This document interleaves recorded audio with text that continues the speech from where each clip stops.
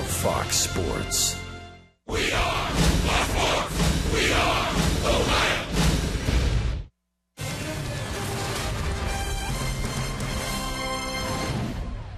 It is another absolutely beautiful night for baseball in Atlanta, Georgia, and we welcome you to Turner Field. Game 2 of this 4-game series. The Reds at 500 after coming away with a 5-1 win in the opener here last night.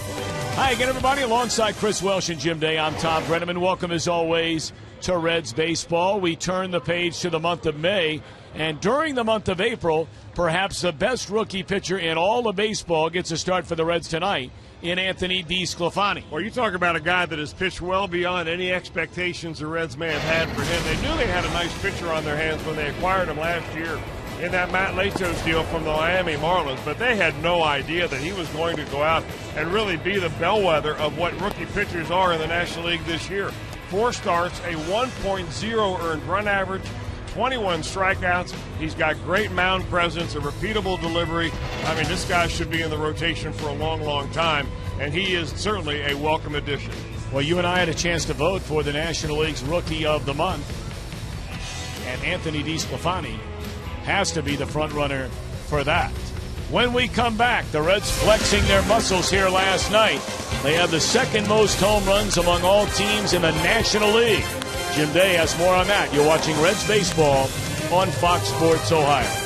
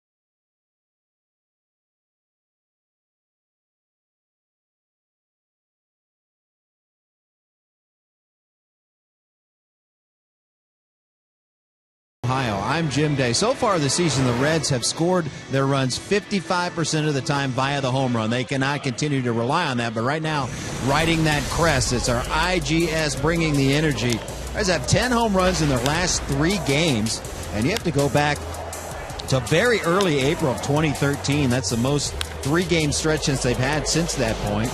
And last night, they got home runs from some unlikely participants, including Billy Hamilton. So relying on the long ball so far, but somehow that's got to change over the long haul. We'll see how it shakes out. Tom Brenneman and Chris Welch. All righty, Jimbo, thank you very much. We're delighted to have each and every one of you with us here on this Friday night. The Reds batting order presented by Meyer, Hamilton, Cozart, Votto, Frazier, Bruce, Brandon fielding better. He's in a lineup. Bird, Pena, DeSclafani. Billy digging in, and he looks at a first pitch fastball at the knees. So says David Rackley, the home plate umpire, and we are underway. First major league start tonight. Former #1 pick of the Houston Astros came over in the deal for Evan Gattis during the offseason. Mike Foltynewicz.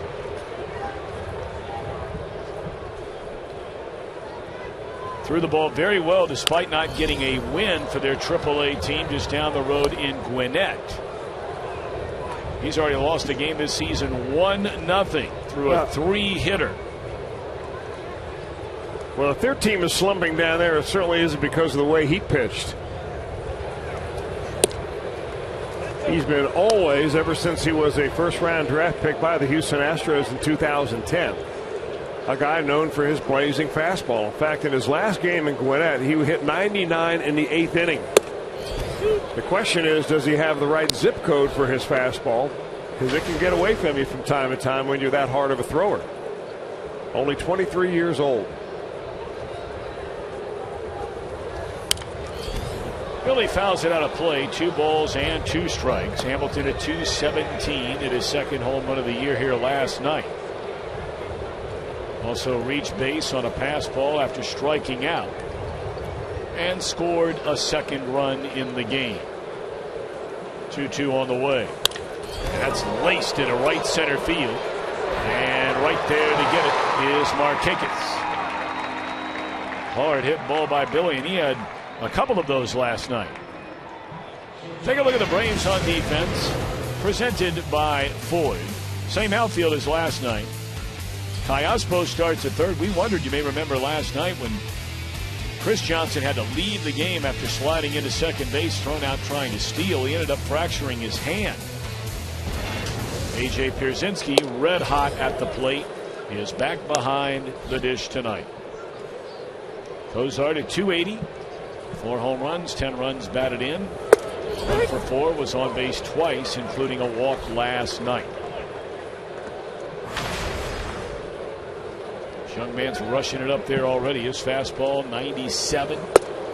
But the breaking ball, not a feel for it quite yet. Now that's the key right there. I mean, we have seen, Tom, guys throwing in the mid-90s that could turn around if you're throwing it down the middle and have nothing else to back it up.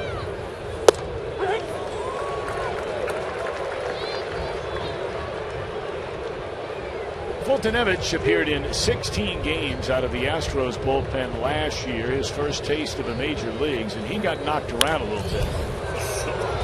This one in the air behind the plate and out of play. Worked a total of 18 2/3 innings, giving up 23 hits and 11 earned runs in 18 2/3 innings. He did strike out 14, but he walked 7.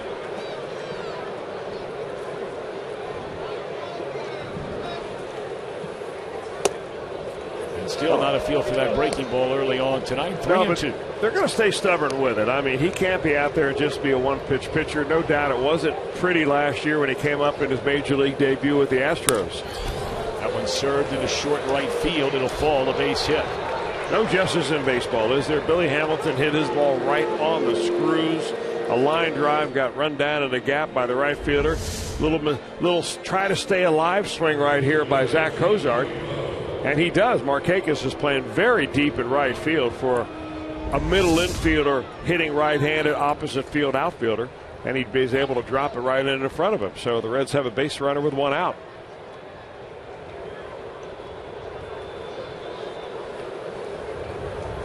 So now Joey, there goes Cozart. And it's ripped into right field, and Cozart slid head first. He doesn't know where the ball is. He's going back to first base. And now he finds second base. He had no idea that Votto had clubbed that ball into right field. Well, that's you got to give a little credit to Andrelton Simmons, the shortstop, on this, because this is a big league decoy right here. Votto jumps on the first pitch. It's a stolen base attempt by Cozart. Never really even looks back. He's just going to take advantage of what he can. And Simmons did it right. He didn't act like he was fielding a throw from the catcher and make the runner slide unnecessarily. That was all on Cozart. But what he didn't do is let on that there was a base hit to right field. Cozart had to look around to pick up the ball and nearly went back to first base. Back-to-back singles, and now it's Todd Frazier's turn. Runners take off. How about this? Well, with Pierzynski behind the plate, and really a very slow, deliberate delivery by this young right-hander on the mound, that is easily a double steal. Well, Pierzynski, the veteran that he is, and even if he doesn't throw like one of the better catching throwers in the league, you still have to instruct this guy to throw over to first base a couple of times, get the feel of what it's like to have a runner on, and the Reds just take advantage of it. They obviously have running in their game plan tonight. Well, this is becoming certainly a bit of a pattern for Frazier. Twice last night, a runner at third, less than 2 outs. He could not get the runner in. In fact, 5 straight chances in these situations. Frazier has not scored the runner from third base. Make it 6. Boy, this is something in the Reds lineup that needs to change. Jim brought up earlier 55% of their runs are scoring via the long ball. High heat.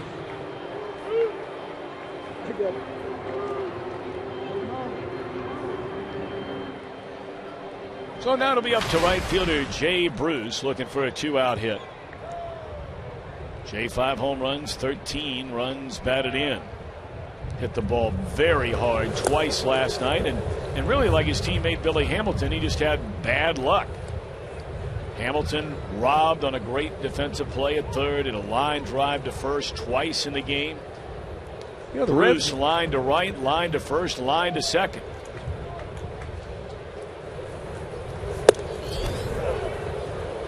Reds hit the ball hard, I mean on the button, 18 times last night, and they had 9 hits to show for it. Getting a run here would go over huge in breaking this kid down a little bit. It is very, very windy here tonight in Atlanta. Temperatures 65 degrees, no humidity. It has just been glorious here the last 48 hours, and while the Reds are in town, they're expecting more of the same the next 48 hours. A 4-pitch walk to Bruce, and they're loaded for the Redan High School graduate here in Greater Atlanta. That would be Brandon Phillips, and the Cincinnati Coleraine graduate, the pitching coach of the Braves, Roger McDowell, out to visit with his young right-hander. Well, if you just think about it from a Red standpoint, you got a young kid making his major league starting debut for the Braves tonight. You got the bases loaded, 2 outs. If you can get a run here or a couple of runs here with a base hit, you know, you may break this kid's confidence a little bit. On the other hand, if he's able to work his way out of this jam, just think how his confidence would soar, and he might be able to come back in the second inning and give the Braves a little bit more what they were looking for. Brandon 1 of 2 this season with the bases loaded. And hitting with scoring position, Brandon has been one of their best. A .318 batter with 2 outs. He's a .455 hitter. That one fouled away behind the plate. I'll tell you what, with as hard as this kid is throwing, Tom, and we're only in the first inning here, top of the first, we've got a chance of getting a foul ball tonight. Now, you dove out of the way last night. We've already had 2 or 3 coming up this way. So the question is, did you bring your glove? No, but this seat has rollers on it. That I noticed.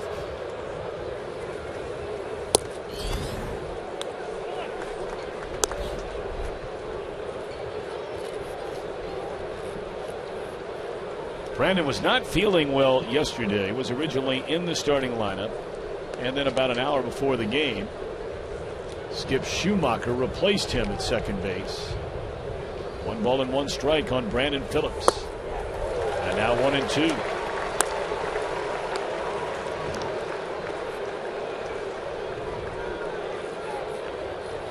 Already 25 pitches thrown in this opening inning.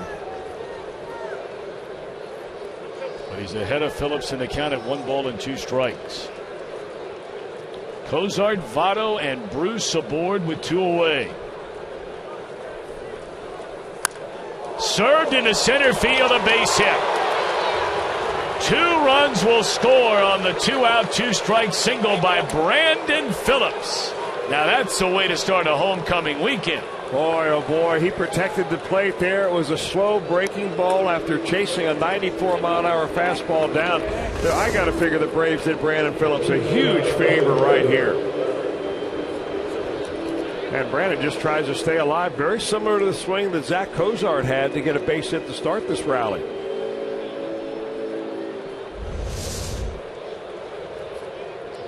After giving up a base hit on an off-speed pitch like that, I would bet that Marlon Byrd is going to see mostly fastballs right here.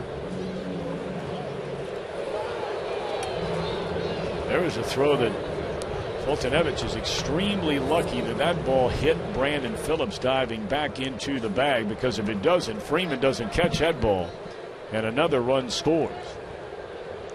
Marlon Byrd from nearby Marietta. There goes Phillips, and a breaking ball is taken.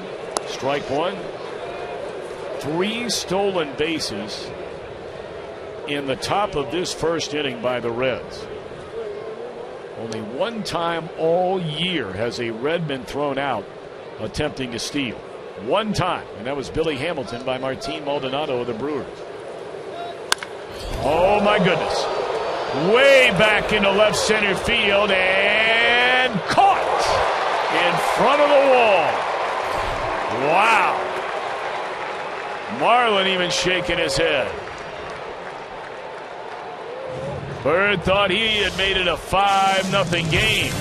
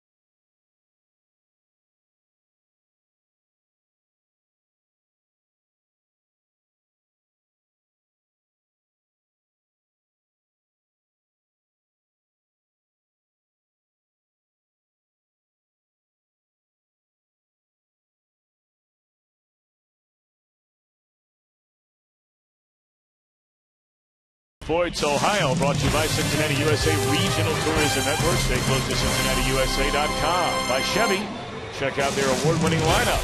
Only your tri-state Chevy dealer. And by Skyline Chili. Feeling good. It's Skyline time. Anthony DeSclafani time. 2-1. Minuscule ERA. 26 innings. 14 hits. 21 strikeouts. Yeah, isn't it amazing how you watch a young pitcher like Anthony DeSclafani through his first 4 starts where he's given up, 3 runs or so, and you expect him now to pitch at that level. That's how solid he has been. He has not done it with luck or tricks or anything, just good, solid pitching. Places his fastball, keeps it down, has a nice breaking ball. When he doesn't have it early in the game, he stays stubborn with it until he gets it. He has been super impressive. DeSclafani, a victim of bad luck his last time out. He had gone 6, 7, 8, including 15 consecutive scoreless innings. But then his defense shaky behind him. And he allowed 5 runs. Only 1 was earned his last start against Chicago. That was a loss for DeSclafani. And remember, that was the first game where the first time through the batting order anybody had reached base. Right? He starts off Nick Markakis 3-0 before delivering his first strike of the night. Guy's a good hitter. .338 batting average, 5 runs batted in. Had a hit and a walk last night. 3-2. And what he showed last night was the willingness anyway to hit the ball the other way. And even with that last night, Frazier's well off the bag there, off the third base bag, giving Markakis a lot of room there if he wanted to go that way on one of those low outside fastballs.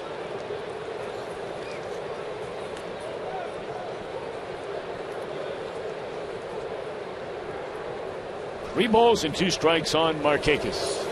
And a bouncer down to Votto, foul. You know, if you really watch Anthony DeSclafani and watch where he sets up on the pitching rubber, you're right away impressed because he does something that a lot of right-handed pitchers don't like to do, which is pitch from the very far third base side of the rubber. And against right-handers, it really helps you. Against left-handers, maybe not so much. And there are a lot of left-handers in this lineup tonight, including the first 3 to face him in this opening inning. Strike 3 called on the inside corner, and Markakis knew it.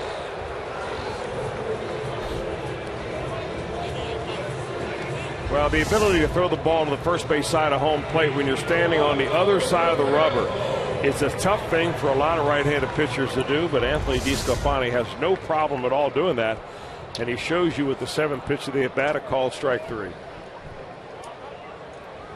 Alberto Callaspo had been sharing time with Chris Johnson before Johnson fractured his hand sliding into second base in a stolen base attempt last night. Callaspo replaced him for the remainder of the game and probably will be there for quite a bit over the next month plus.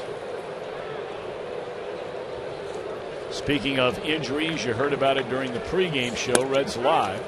2-1 on Callaspo. Homer Bailey is being diagnosed with a torn ulnar collateral ligament in his right elbow.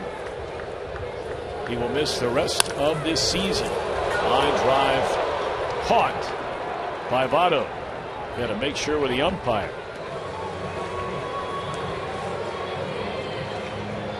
Freddie Gonzalez starting lineup presented by Lexus. Freeman coming up. Pierzynski in the lineup, batting cleanup. Kelly Johnson in left. Chase Peterson, the second baseman. They've dropped Simmons to the 7th spot. Eric Young Jr. will bat 8th in center. Boltanovich batting 9th. Freeman knocked in the only Atlanta run of the game last night. It came in the 9th inning. A 2-out double off Tony Sembrani.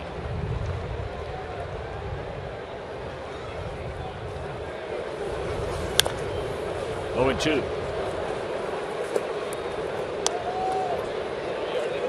One final earlier today. The Cubs shut out Milwaukee 1-0.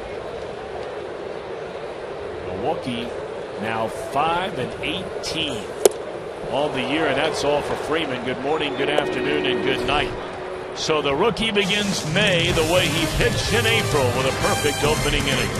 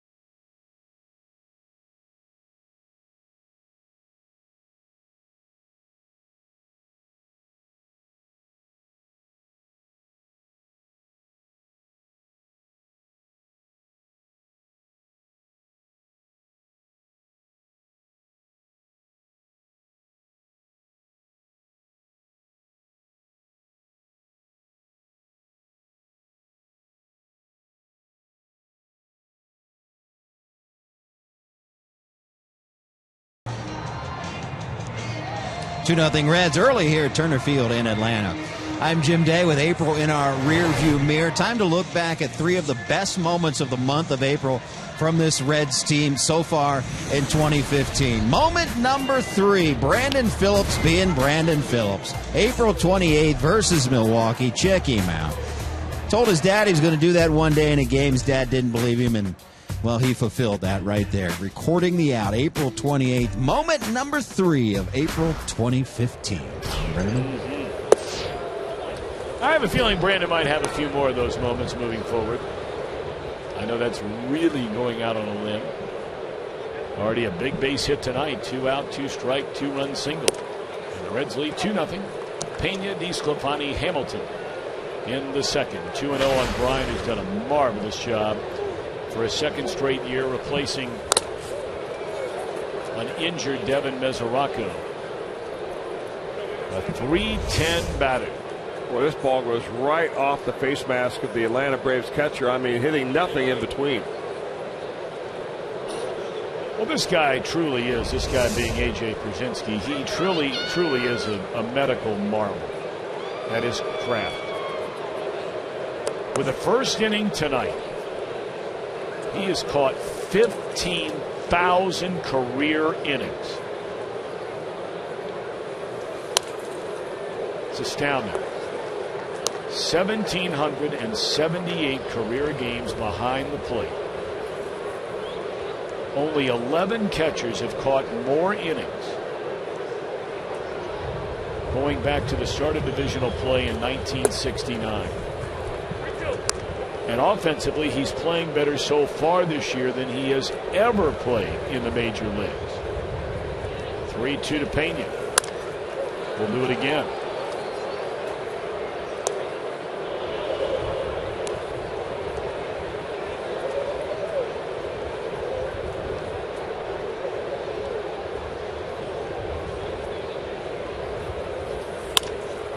Lined into left field, they had it played perfectly.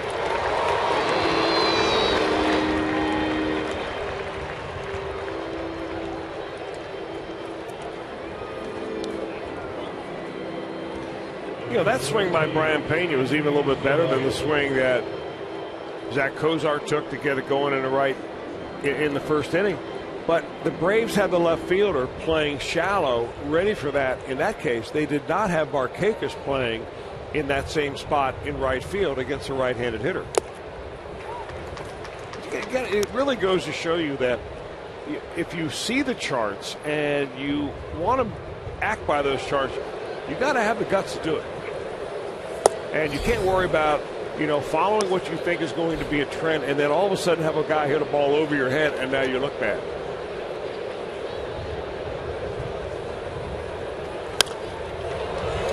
DeSclafani fouls it out of play. Anthony is 1 of 8 as a hitter so far this year. You know, he's a good athlete, DeSclafani is, but he is on a pitching staff here with a whole bunch of really good hitters. So they've raised the bar of expectation quite high with Mike Leake going deep last night. You know, former outfielder in the rotation now, Michael Lorenzen. You got some guys that can swing the bat. Jason Marquis won a Silver Slugger as a pitcher.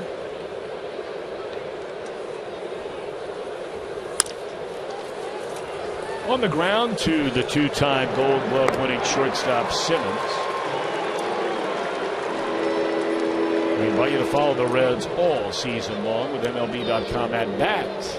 You get up to the moment at any moment. In-game highlights, live look-ins, replay reviews. Get MLB.com at bat for your smartphone or tablet tonight.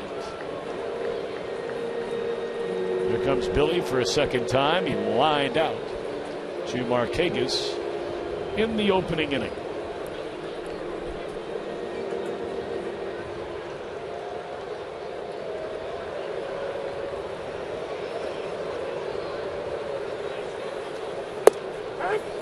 First good breaking ball of the night.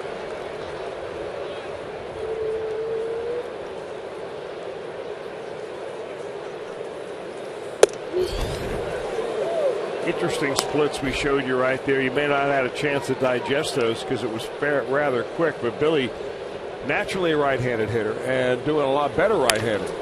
Although that one was struck left-handed. Sure was, and look out. Oh, it bounced over the wall.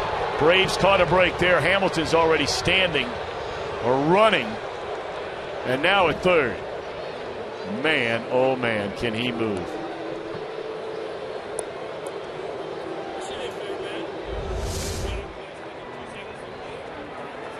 Well, he turns on it very quickly, too. That's 94, but it's up. And Billy with a short swing gets a bat head on it. Well, Markakis nearly brought that ball back and got an out there. Goes into the stands for a rule book double.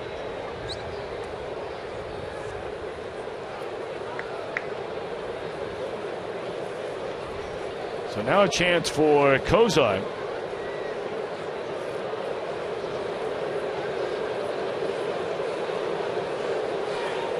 Hamilton at second base. Reds looking down to a 2-0 lead. Reds have already stolen 3 bases in this game. And of course, their best base stealers on there right now. And well, what could possibly keep Hamilton from taking third right here? Well, it won't be that move. And really what Fultonavich really ought to do is not worry about him at all. Let him steal third and go after the hitter. That ball is smoked into left field, but there to leap and get it at the track is Kelly Johnson. Reds lead after an inning and a half, 2-0.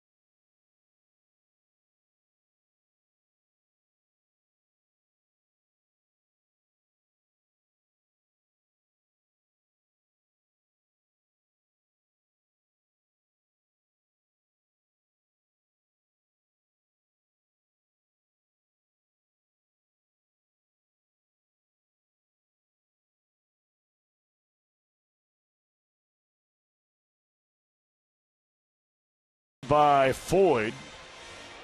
And the only changes from last night.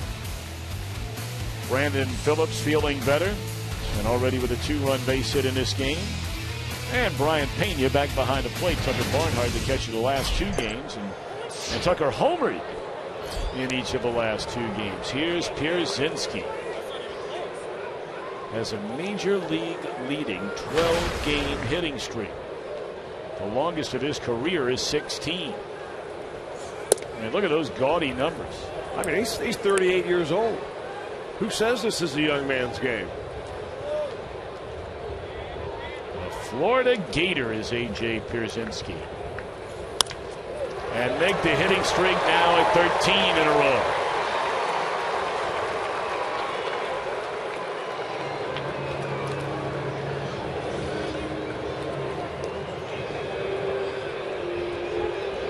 Boy, he just looked so confident at the plate, like he knew he was going to get a pitch that he could handle, although that was an excellent pitch by DeSclafani down in the below the knees, actually on the outside corner. He just went right down there and stroked it into right center field.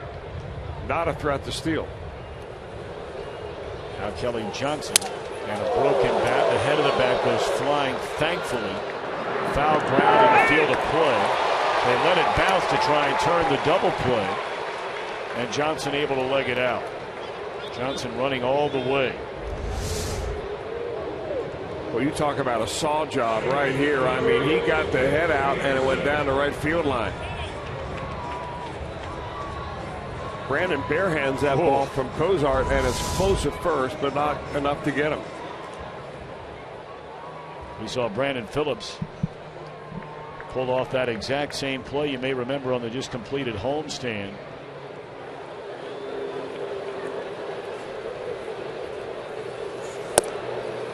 And that'll bring up Jace Peterson, first year Atlanta Brave, came over in a big deal with San Diego that sent Justin Upton to the Padres. Padres playing good baseball. Started off fast, slowed down, picked it up, and now all of a sudden they've hit a second early season slump, losers of 3 in a row. San Diego will be at home later tonight against Colorado.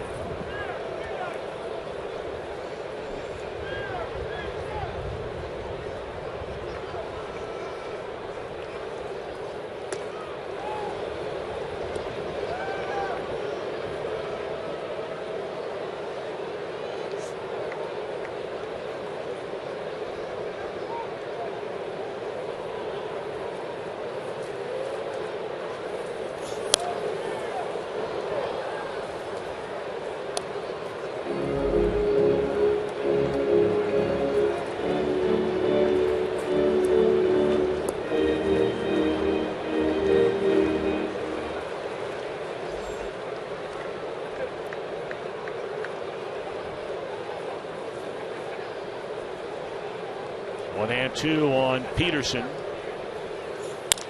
Down the left field line. Foul ball. Not by much.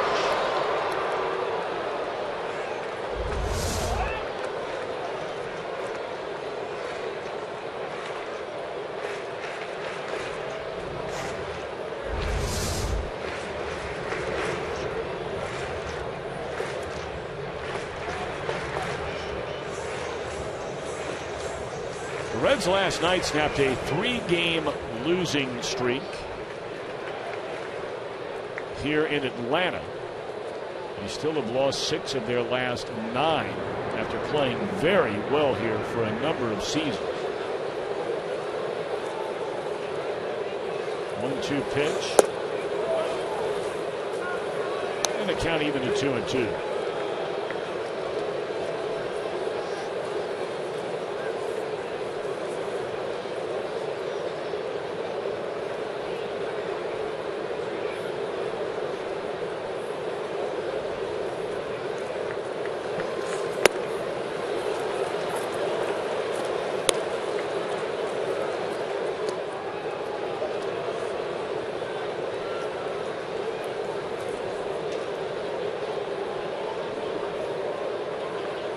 Johnson without a stolen base attempt. Will he be running on a 2-2 pitch?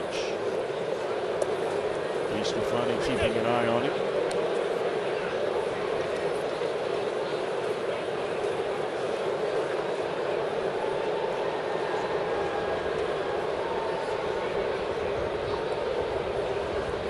It's a 3-2 pitch as a count. Runner is going, and it's ball 4. First little sign of trouble for Anthony DeSclafani, but it's a rare thing for him and really for any of the Red starters to have much trouble early in a ball game. After all, they lead Major League Baseball in a number of very key categories. Number 1, the number of innings pitched out of a starting rotation, tops in the major leagues. Earned run average is 3rd. The fewest innings per or pitches per inning, which I think is a great stat, at less than 15 pitches per inning, believe it or not, for these starters, and base runners per 9, fewer than 10. So anytime you put those kind of numbers together, it's no wonder at all why this Reds team is being led by their pitching staff, their starters. 2 on, 1 out. Reds lead 2-0 in the second. And it's under the knees, ball 1 to Simmons. Well, don't you like, though, the way that when he misses DeSclafani, It's not some wild up and away pitch. He's missing just below the knees. Always trying to keep it down there, get him looking down there, and hit the top half of the ball, get a ground ball, and get out of the inning.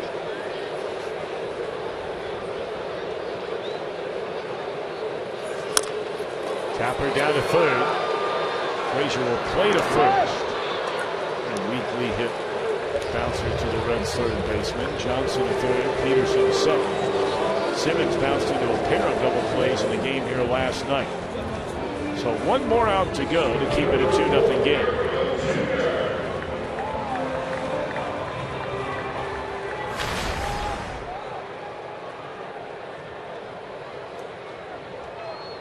And the Reds aren't going to take any chances. They're going to go ahead and intentionally walk the number 8 hitter, despite the fact that he's a 161 batter. Well, he's a left-handed hitter. He can put the bat on the ball. You never really know. I think this is a smart move, because the chances of the opposing pitcher coming up here in his major league debut as a starter, getting a base hit off the disco, finding right now much less than Eric Young Jr. maybe flipping one into left field that scores a couple of runs.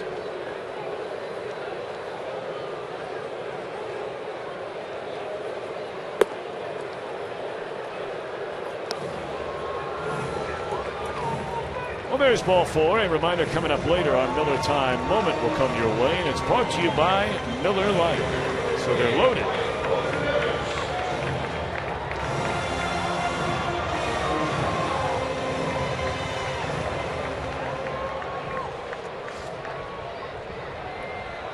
First major league at bat for the Brave starter. And Fultonevich waiting, and it's ball 1. He probably has a take sign until he gets the strike off.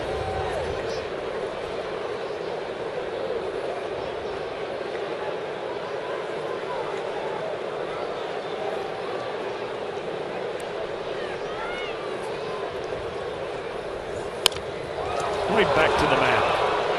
And the inning is over. Braves leave them loaded. We go to the third, but the Reds lead the Braves 2-0.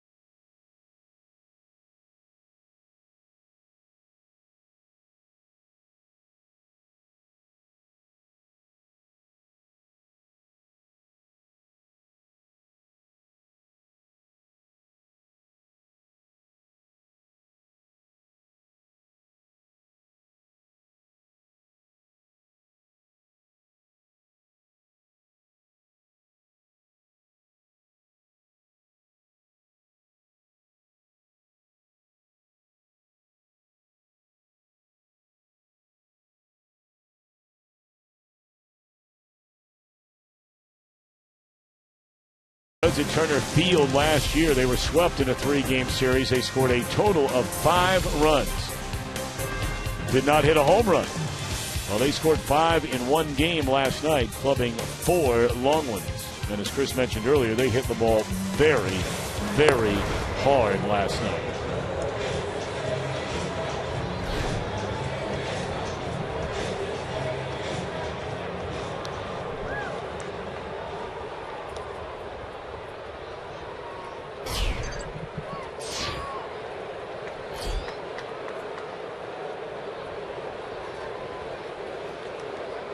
Votto to lead things off here in the Reds' third. 2 runs, 4 hits for Cincinnati. No runs, 1 hit for Atlanta. Votto has 1 of the hits. Single to right, stole a base, scored. As did Cozart in front of him on a 2-out, 2-run single by Brandon Phillips. 1-1 to Votto. And we're talking about DeSclafani. And right in the mix for the National League's Rookie of the Month. Heck, he's in the mix for the National League's Pitcher of the Month, along with his teammate Johnny Cueto. Joey Votto is certainly very much in the mix for the National League's Player of the Month, although more than likely Adrian Gonzalez of the Dodgers probably gets the nod. He is batting .383 on the year. And the power number is very similar to where Votto is. The on-base percentage, slugging percentage, all that kind of thing. Matt Carpenter would be the other guy that's in the mix. He has had an incredible start to this season as well.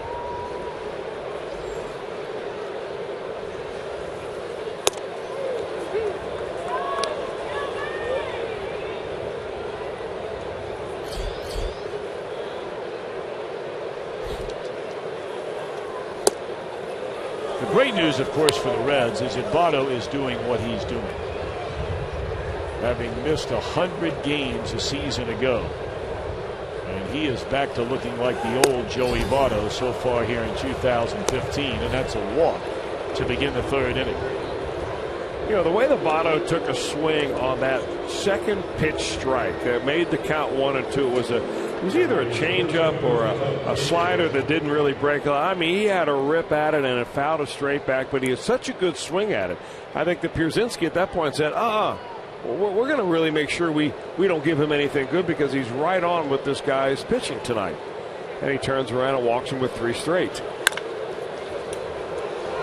A foul ball. Frazier down a strike. He struck out his first time up. Mike Fultonavich, kind of an interesting story. He was drafted in 2010. That was the Bryce Harper year. Some other big names out of the 2010 draft. Matt Harvey, Manny Machado, Yasmani Grandal was taken number 12 in the first round by the Reds. Fultonavich was taken 19th. He was the 2nd player drafted by the Houston Astros in that first round of the 2010 draft.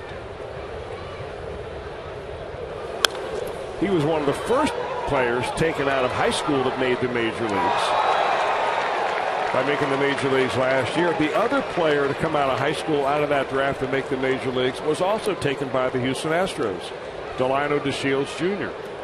So interesting how the Astros went after young talent, but those young talented players came to the big leagues almost as fast as college players did.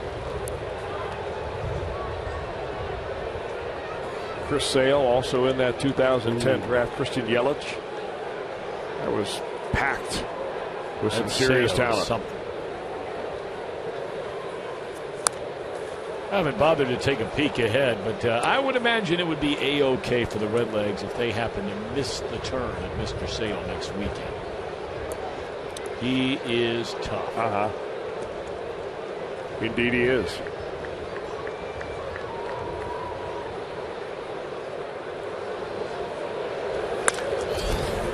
Hot smash down to 3rd, and they will turn it over.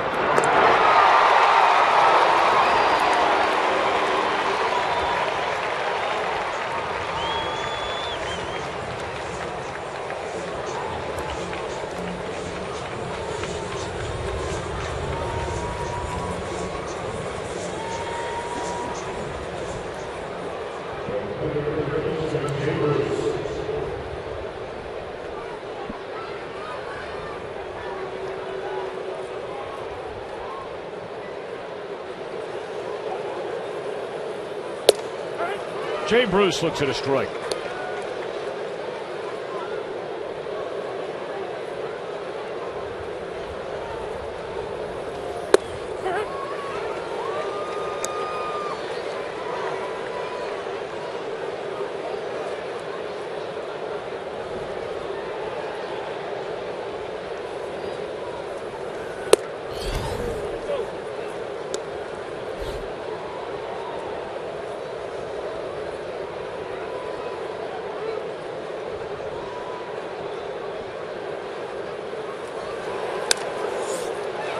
High fly ball down the left field line. Coming in to get it, Johnson. Nearly fell down.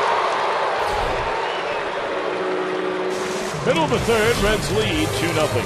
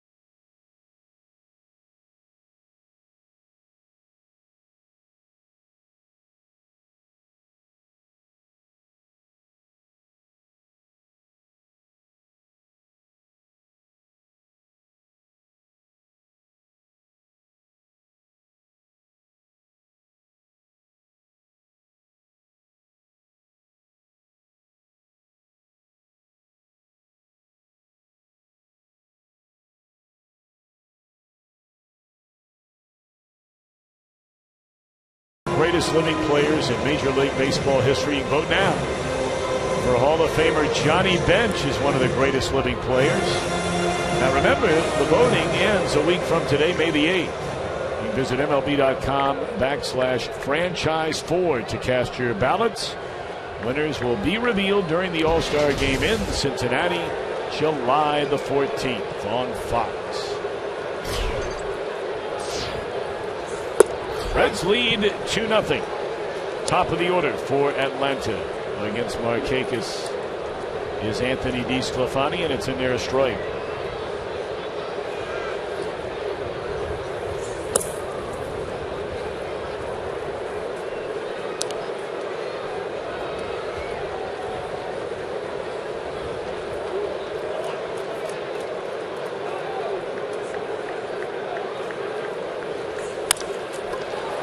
That hit off the back of the mound, and able to handle it flawlessly is Kozar. One away. Well, he didn't have to go very far to get to it. That ball was essentially right at Kozar, playing up the middle, knowing that Markakis likes to take the ball back through the box. You know, we talk a lot about the Reds starting pitching this year, how they're leading the league in a number of very important categories, but with that goes the defense. And I mean, the Reds defense is so good that it just gives their starting pitchers confidence that even when they fall behind, the way DeSclafani has fallen behind, several of the last hitters that have come to the plate, just throw it down, let them put it in play, and let your defense take over.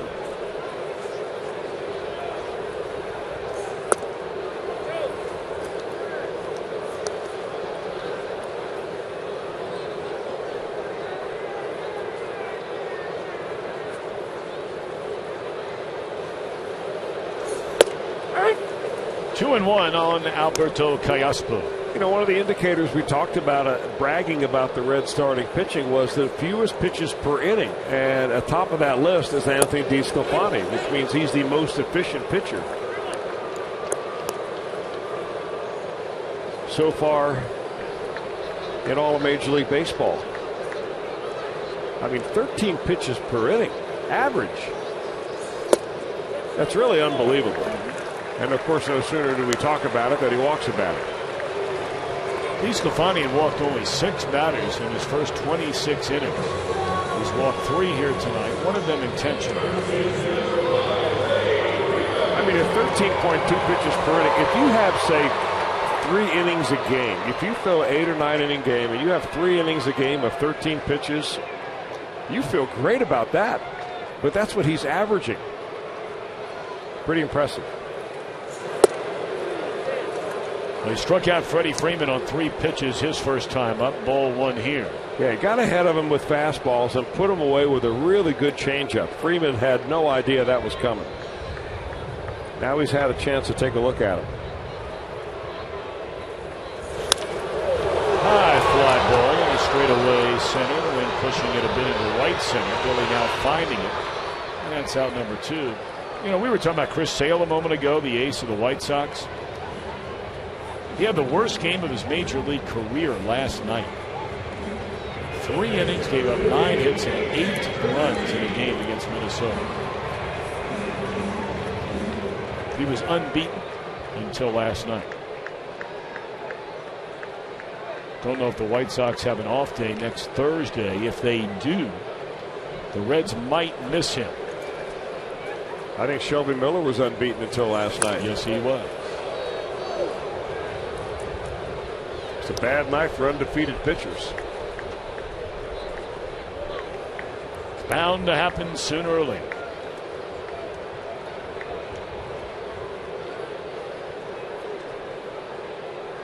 Here's Pierzynski.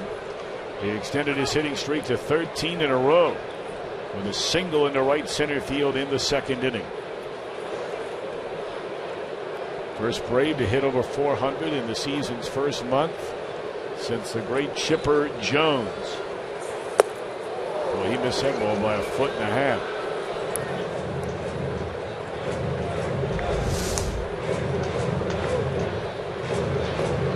AJ is now on his 7th major league team. Started with the Twins, where he was drafted in the late 1990s. Been with the Giants, the White Sox, the Rangers, the Red Sox, the Cardinals last year, and now with the Braves. Votto knocks it down, gets to his feet, and how about that catch by DeSclafani?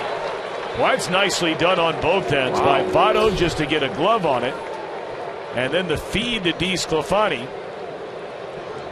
And Joey running kind of funny back to that dugout on that left shoulder he came down on.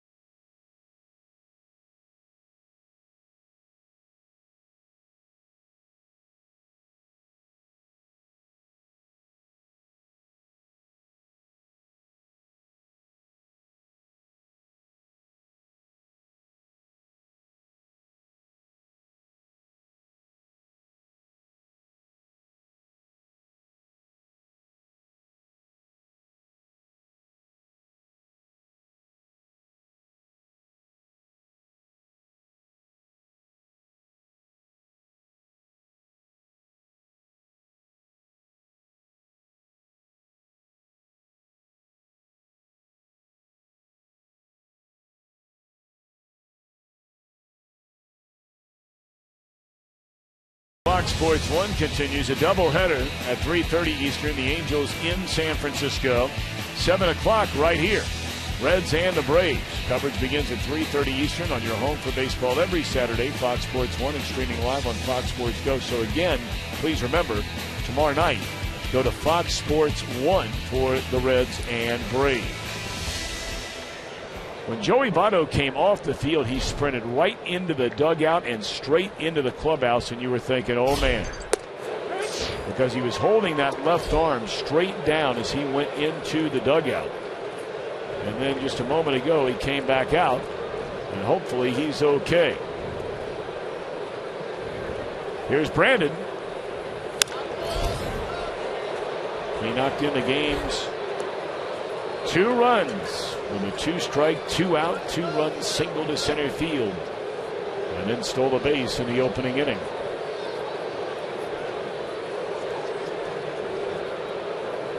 Marlon Byrd next. He just missed a home run his first time up. And then Brian Pena.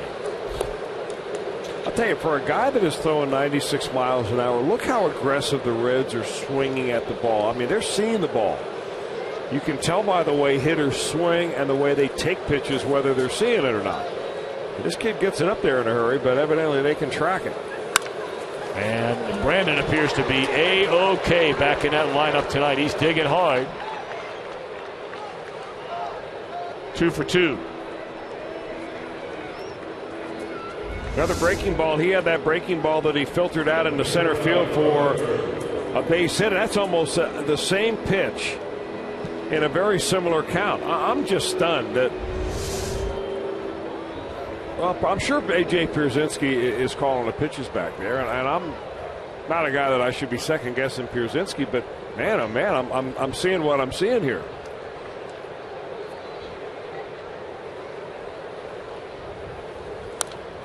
Well, Marlon Byrd had a swing at the first time he was up, Tom, at a fastball, and hey, you thought he had one. That ball came off the bat like it sounded terrific. And I think there's a lot of wind up there, as you mentioned early on, that may have just killed that ball right before it had a chance to get into the stands.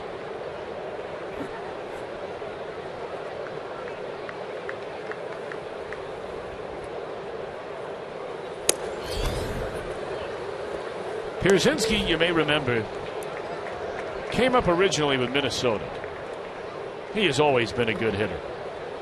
Lifetime 281 hitter. He went to San Francisco for 1 year. And there were more than just whispers. There was outright grumbling, although I'm not sure how many guys actually put their names to paper in their complaining about Pierzynski behind the plate. But he was only with the Giants for 1 year. Went to the White Sox the following year where he won a World Series. They had an incredible staff. You may remember that year. There goes Brandon. Pitch taken. Throw to second, no chance. And the Reds are running and running and running tonight. Their 4th stolen base of the game. Well, once you get to the major leagues, if you have a flaw, it will be exposed. And you can see the flaw really from that high home look. The big, long, deliberate, high leg kick, very slow to the plate. And it is off to the races if you get on against this kid. And there's not a whole lot that A.J. Pierzynski could do about it. 3-1 on Marlon Byrd. Fouled away. You know, in 2005, Pierzynski was with the White Sox, and that was the year they won the World Series. Yep. And in their celebratory parade, they all went up to a big platform where they were celebrating the White Sox victory, and he took the microphone, and he said to everybody who listened, "Thank you for putting up with me all year." So he knows he can be a little abrasive. In fact, his own manager said that if you play against him, you hate him. But if you play with him, you hate him just a little less. Right. That's Ozzie Guillen. Ozzie right? Guillen. One of the better quotes you could ever hear. Yes. And the only other time in the National League until this year for Pierzynski, you may remember last year, he got traded to St. Louis for the final month of the season. 3-2 on Byrd. And he draws a walk. 3rd walk tonight. I think only the 2nd walk this year for Marlon. Did he get his first last night? Last night.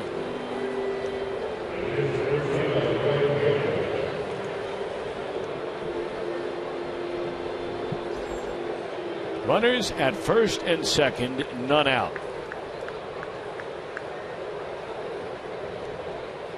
Trying to make it very hard for Foltynewicz now at the Redlegs. And here's Pena, who lined out to left field his first time up.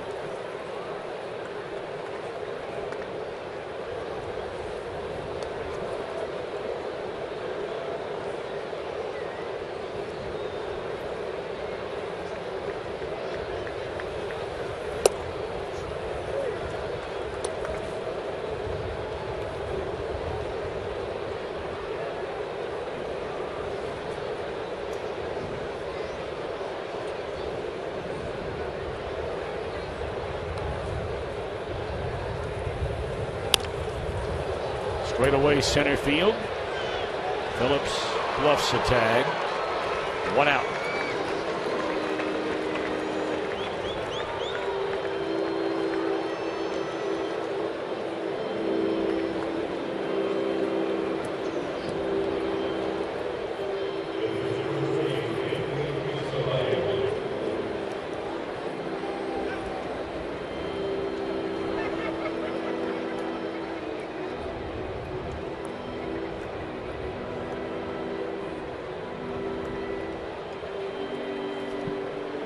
DeSclafani without a sacrifice so far.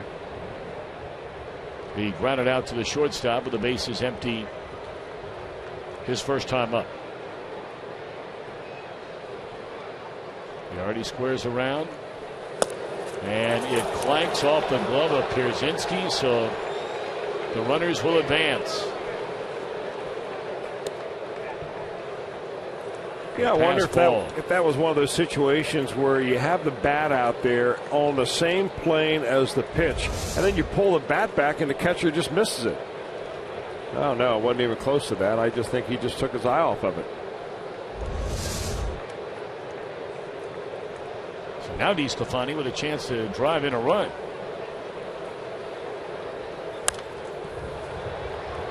One ball and one strike.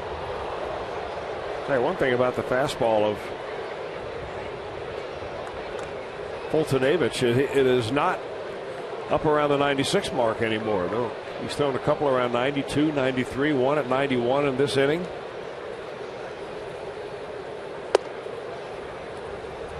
He's thrown a lot of pitches here in the first few innings. If you're wondering about DeSclafani, he had a 2-run single in his major league debut last year against the Dodgers off reliever Brian Wilson.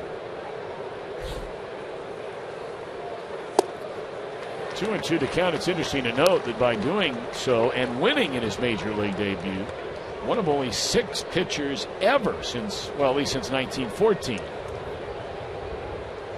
to get a win and drive in 2 runs in his major league debut. But looking for his first run batted in as a Red right now.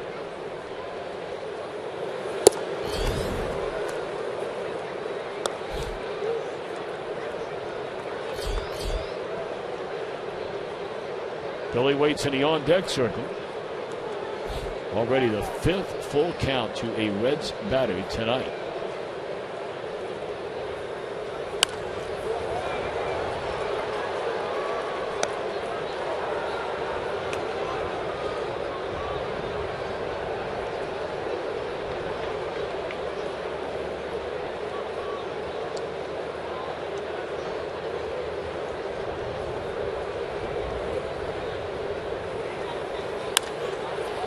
In the air down the right field line. This will bring in a run. So there's the first RBI as a Red for DeSclafani. It plates Brandon. 3-0 Reds. DeSclafani's doing it all, man. And this is first season as a Red and officially as a rookie pitcher. Hey, he's falling just right in the line behind what Mike Leake did last night. Pitched a great game, drove himself in with a home run. Mike Leake did, and DeSclafani picks one right here to make it a 3-zip ball game.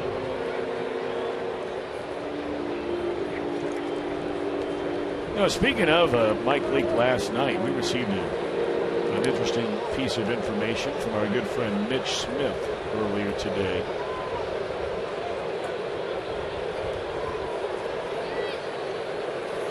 As Hamilton looks at strike one.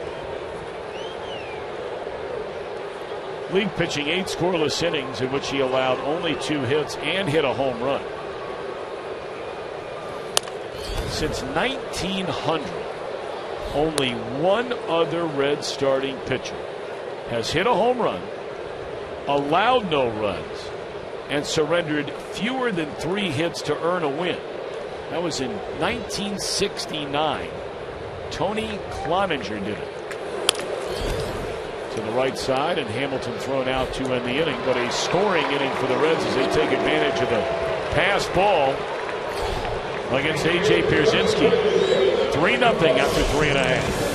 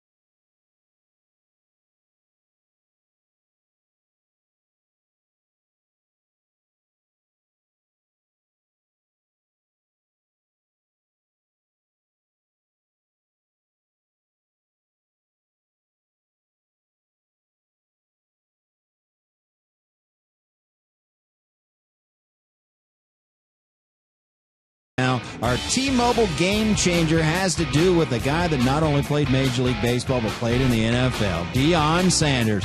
Traded from the Braves to the Reds on May 29, 1994. We look at his career numbers with the Reds and his numbers in the NFL, an NFL Hall of Famer, mind you.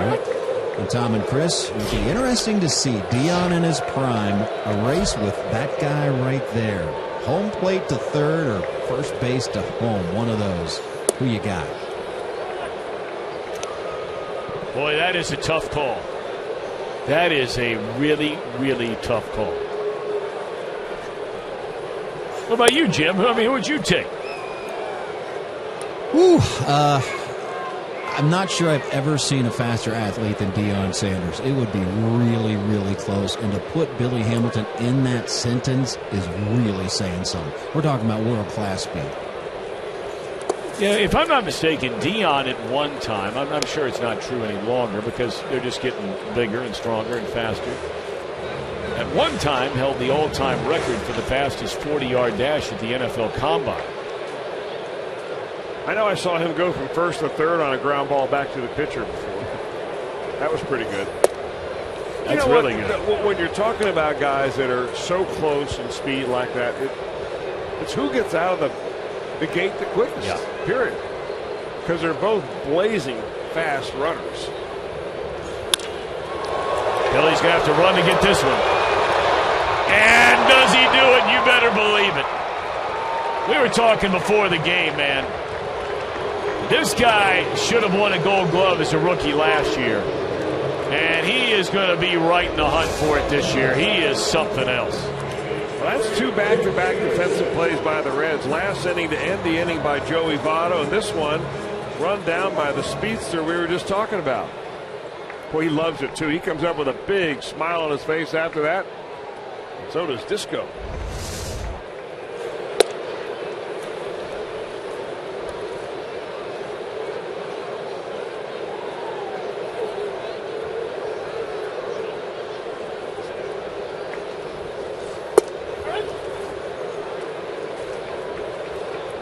Jace Peterson walked his first time up. Atlanta only one base hit. That was a single into right center field by Pierzynski, leading off the second inning.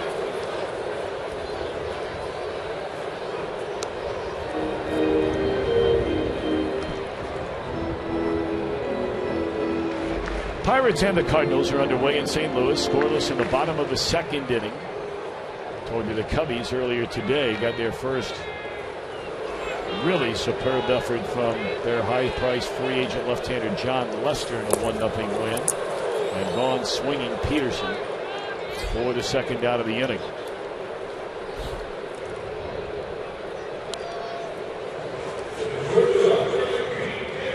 That Milwaukee thing, and we've already seen them, where the Reds have played them 7 times, winning 5 of the 7. As they continue to lose more and more and more games, and Chris, you and I talked about it. I mean, heck, you're not even 30 games into a season. As that one is lined in a right, it'll fall in front of Jay Bruce. And that's a 2-out single by Simmons. We talked frequently during that just completed series about, some of the pieces that certainly would be of interest to other teams. And when all of a sudden, if you're the Brewers, do you say, we have to start getting some youth and some prospects and start to move forward?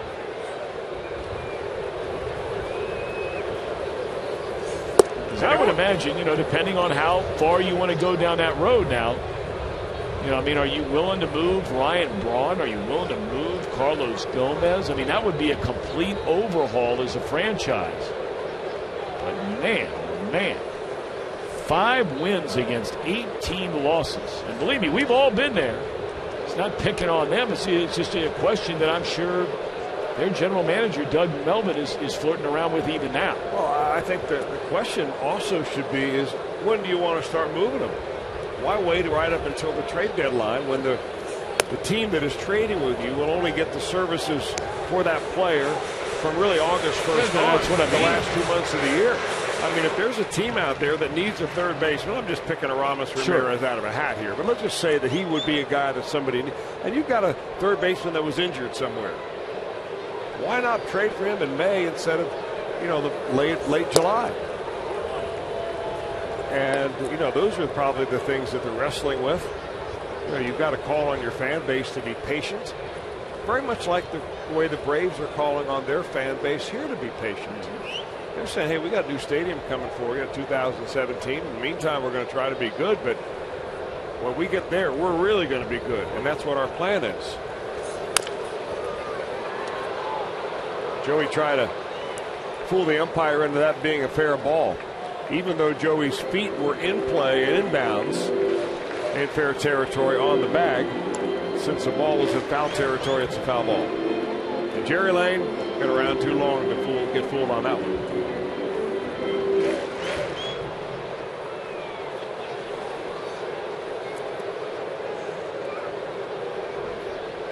2-2 on Eric Young Jr. He was intentionally walked back in the second inning.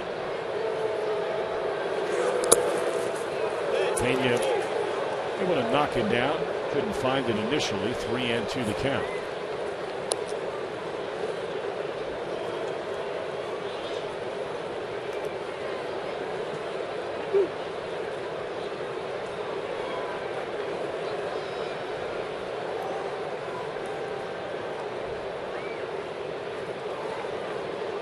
Young waiting on the payoff pitch.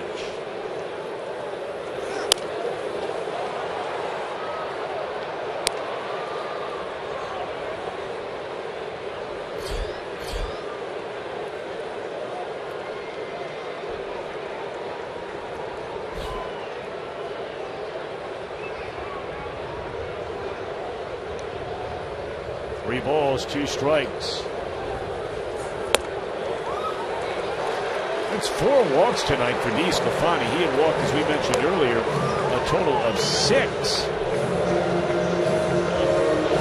in his first 4 starts. Well, again, I'm not so sure that this is really that bad of a walk. Yes, you have a 3-run lead.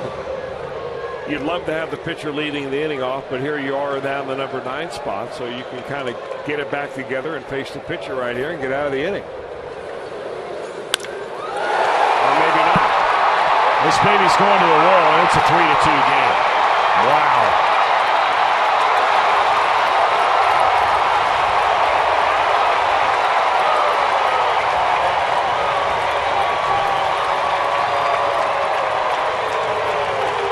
The young man's family celebrating his first major league hit, his first 2 major league runs batted in. Well, they are dancing in the streets in Manuka, Illinois right now. That ball solidly laced right over the head of the shortstop into the gap in left center field, and it's a nice bit of 2-out hitting.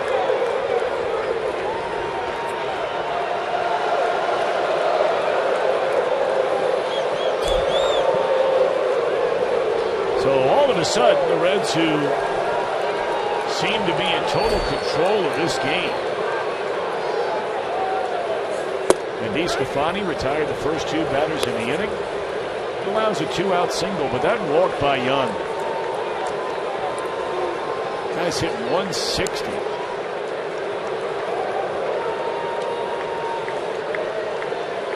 And the pitcher makes him pay. He retired the pitcher, you may remember, with the bases loaded in the second inning, intentionally walking Young. And it's 0-2 on Markakis.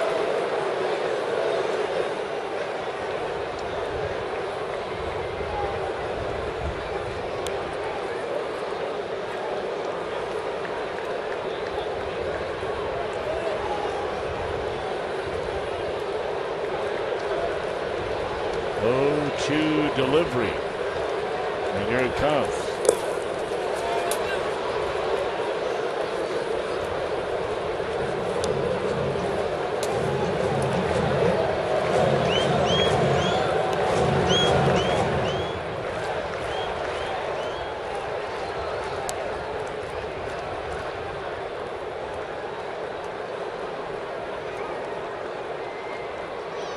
Marquez is struck out and grounded out to Zach Kozart. And the 1-2 pitch. We'll do it again.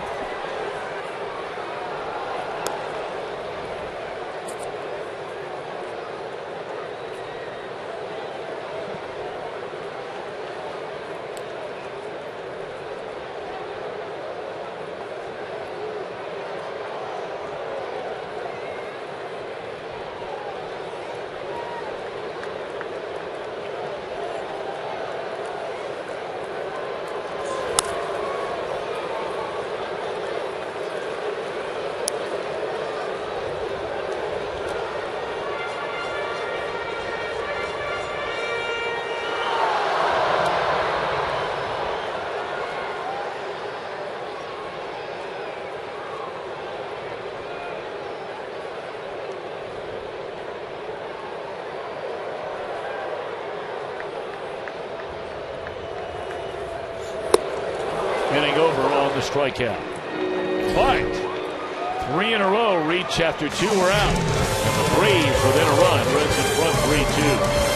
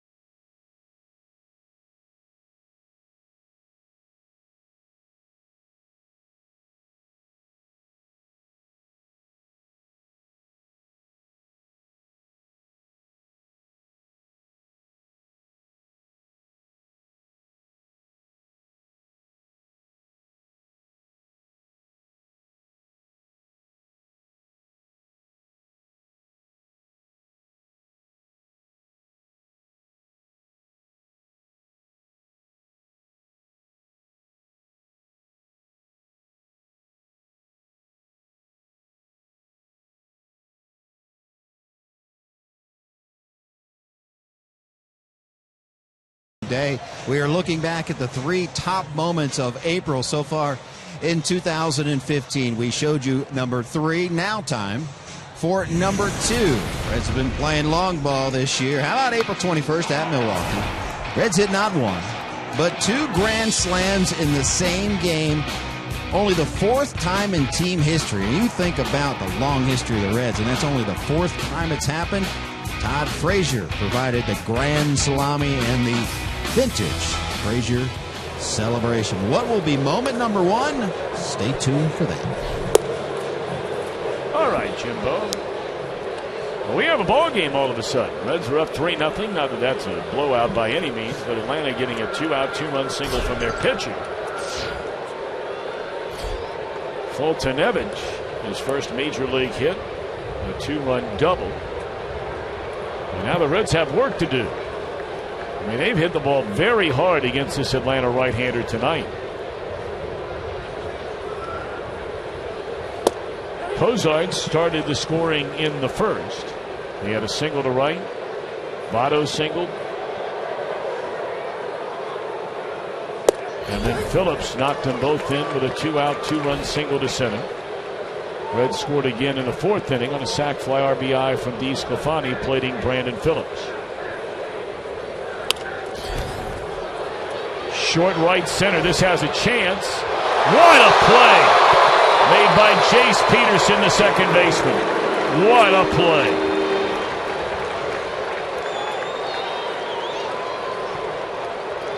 Now, you talk to scouts about Jace Peterson. The first thing they'll tell you that he is very athletic. Very quick, fast under the feet. Looks like he came up a little bit slow after that, but that is a dandy catch. He's the only one who had a chance to get it, and he got it.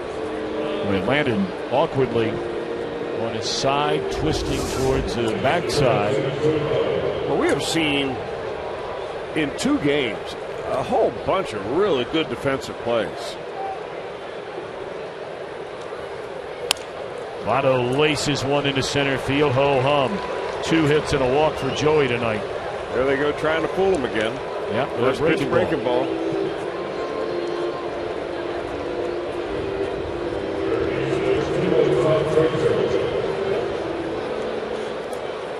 And out to the mound comes pitching coach Roger McDowell. Well, what an outstanding career McDowell had. Let's take a look at our Lowe's Never Stop Improving player in the month of April, Joey Votto. His highest batting average in a single month since May of 13. That was his last healthy year. 7 home runs, highest in a month since August of 11. And the 17 runs batted in, the most in a month since June of 12. What a great sign that is for the Reds. Already his 13th multi-hit game this season. We mentioned Matt Carpenter. And what a fabulous start he's off to this year. 2 more than Votto. And he's got what? A stolen base tonight. And he's had 2 previous. He had 16 stolen bases in 2010. Votto did. That was the MVP year. He may be able to eclipse that the rate he's going now.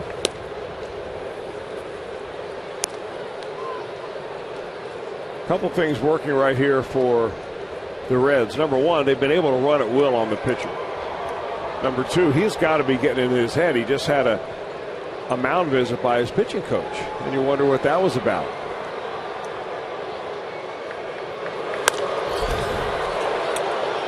In the air, foul territory, and this one is out of play. If I was coaching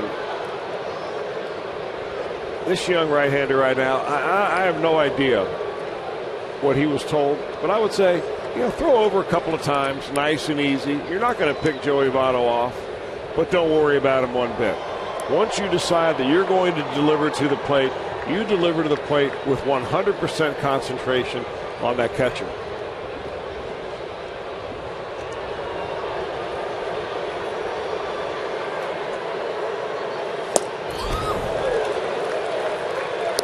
That's 96 right down the can.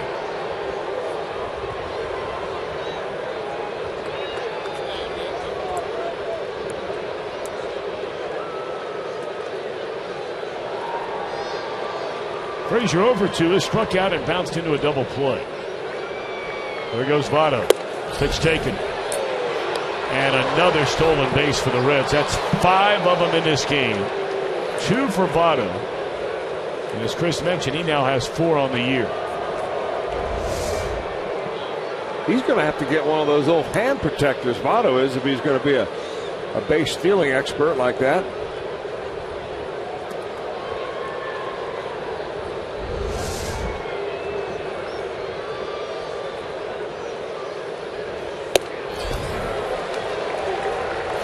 Away in the inning. You love the aggressiveness, though. We talk so frequently about teams that have a game plan based on the opposition's strength or weakness. The Cardinals, we see that, it seems, so frequently. Opening night against John Lester, they knew he had the yips throwing the ball over to first base. He had their first base stealer thrown out to begin that game. They kept running and ran him out of the gym. And the Reds clearly with that kind of game plan tonight. Strike 1 to Jay Bruce.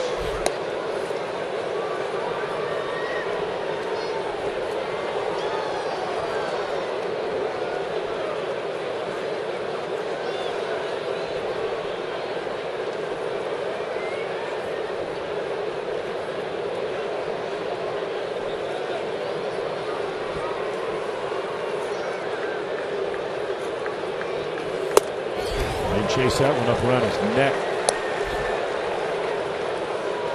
Holtonavich is from a town in Illinois, Tom, and I know as a former Cub announcer, you've probably been there. Minooka, Illinois. No, I haven't. No, I have not. I thought that might be a stop on the old Cubs Caravan. It might have been. I just don't remember. The town motto is a nice place to call home. Jay Bruce lifts one into left center field. And there to get it, Johnson. Reds train the runner at second. They lead by a run midway through it.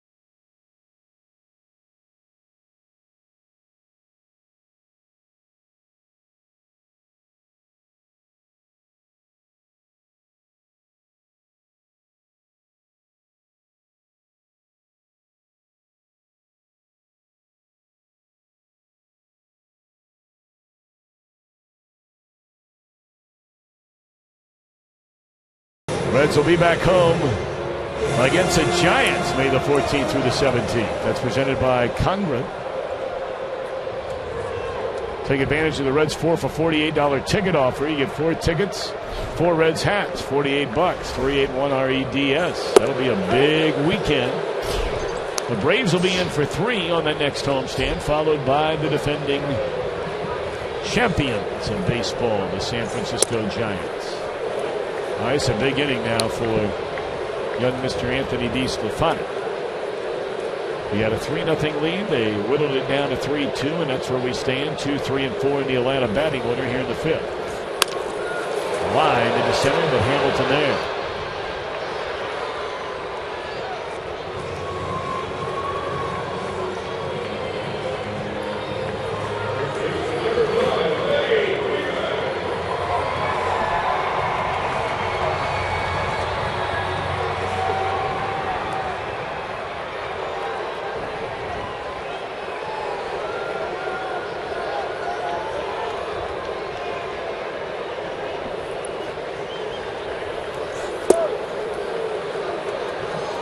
Freddie Freeman has struck out and fly to center. He's behind strike 1.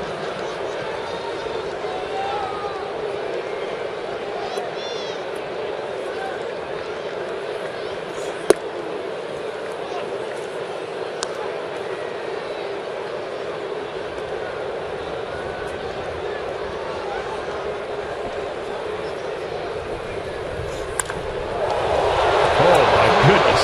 Wow. You know,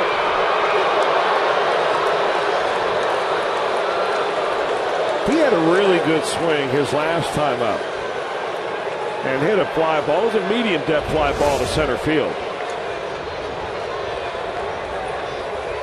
But I mean, he pulls the trigger right there, and that was a second deck job. He's one of these fun guys come out early and watch BP. He can launch. 2-2 pitch. Oh, that didn't miss by much. But of course, for Anthony, it's just a long, loud strike on that foul ball. This was close. Wow. Freddie Freeman is 6'5". And he draws a walk, and that has been certainly a bugaboo tonight for the first time. all year long for Anthony DeSclafani. He has walked now 5 batters in the game, one of them intentionally. And his last walk really came back to bite him. That was a runner at first and 2 outs in the 4th inning. He walked the number 8 hitter, Eric Young Jr. And I didn't really think it was a big deal at the time with the pitcher coming up, but it just goes to show you. Everybody with a bat is dangerous. One of the old left-handers' favorite lines right there.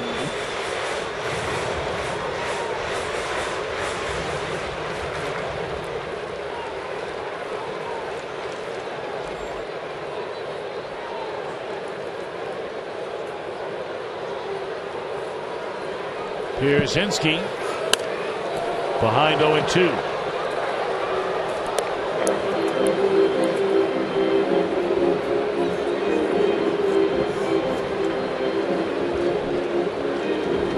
Well, the Reds are going to have a hard time getting from starter to closer here tonight if they're in that scenario, because the pitch is starting to pile up for DeSclafani.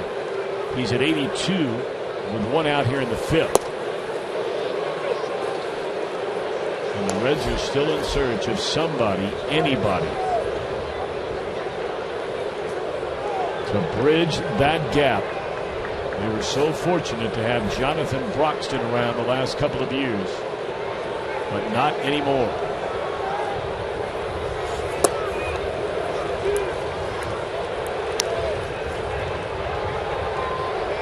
This is a golden opportunity for one of those guys down there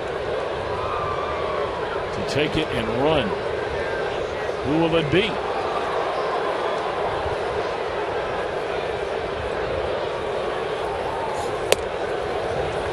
After getting ahead 0-2, it's all of a sudden 3-2. And it may not be long before the Reds get their bullpen started here tonight. Well, really, it was a game plan of the Reds to try to get into the Braves bullpen as soon as possible. Runner goes. Struck him out. Phillips backing up the throw and able to leap into the air and get it. 2 are out in the inning.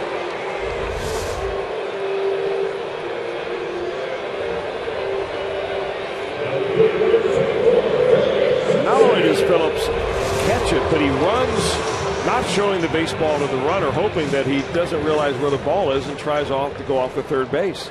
Always trying to get a little bit of an edge. I mean, you got to love that about Phillips. Get an out here, an extra play there, maybe an extra base.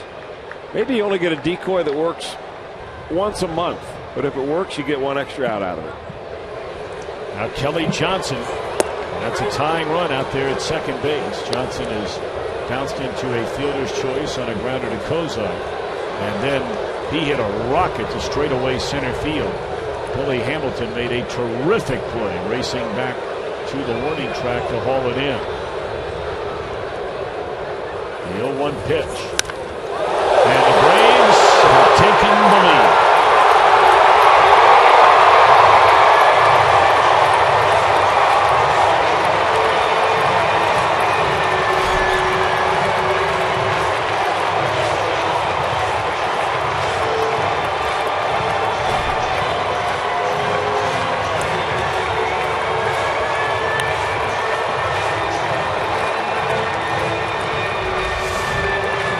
Kelly Johnson just unloads on this. A fastball designed to be inside. It caught probably inner third right there, and Johnson was able to put the good part of the bat on it. You know, I'm wondering, Tom, if maybe all these left-handed hitters in the Braves lineup have kind of worn out Anthony DeSclafani. There aren't any right-handers to chase his slider. And the sliders aren't nearly as effective against left-handers as they are against right-handers. He struggled a little bit with his changeup command, and that makes it a little bit tougher on him. Tapper to Brandon, and this will end the inning. But 2 in the 4th, a 2-run home run by Kelly Johnson here in the 5th. And the Braves have their first lead of this series.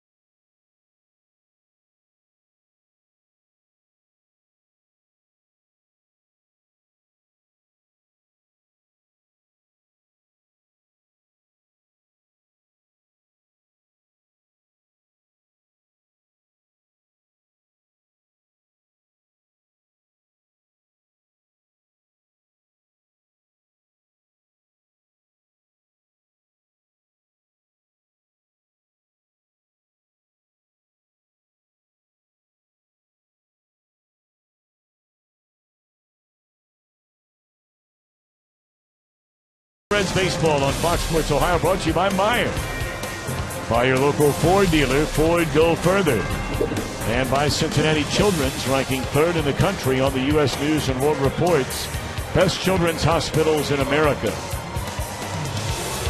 Well, the Reds have work to do. A 3-0 lead has vanished. And they'll try and come back against this Atlanta bullpen, which has had its share of troubles. Cody Martin comes on here in the 6th. For Mike Fultonavich, 23-year-old right-hander who started this ball game, 5 innings of 6-hit, 3-run baseball. A couple of those 3 were earned. The Reds had him on the ropes there in the first inning. They were able to deliver for a couple of runs, but that was about it. He kind of settled down and threw the ball fairly well after maybe he got a little bit of the nervousness out of the way.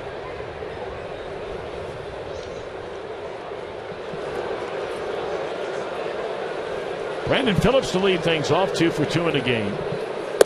And he takes a fastball, strike 1. Brandon, a 2-run single in that first inning. Stole a base, singled, stole a base, scored on a sac fly from DeSclafani in the 4th.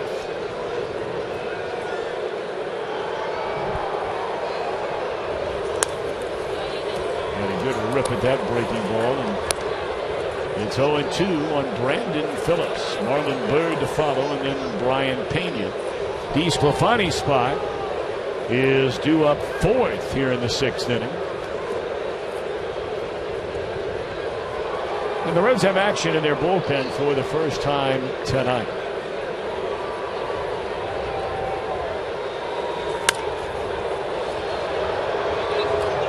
And it's right-hander J.J. Hoover.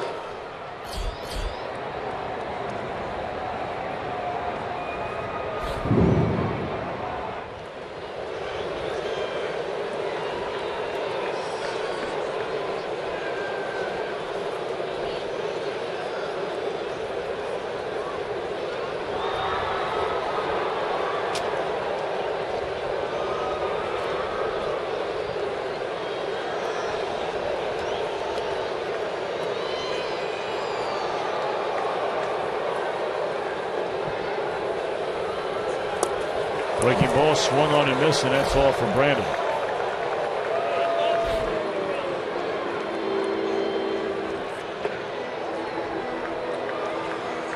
Well, those are ugly numbers that you got to look at if you're a Braves fan. They've pitched 12 innings, the bullpen has. They've allowed 18 runs and walked nearly as many as they have struck out. Of course, included in that was a monumental comeback or a monumental implosion by the bullpen against the Washington Nationals.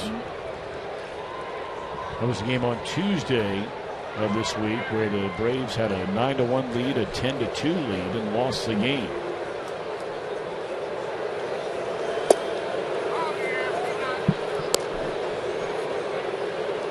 Martin is a rookie this year, in for the 12th time overall. He's pitched just about 12 innings.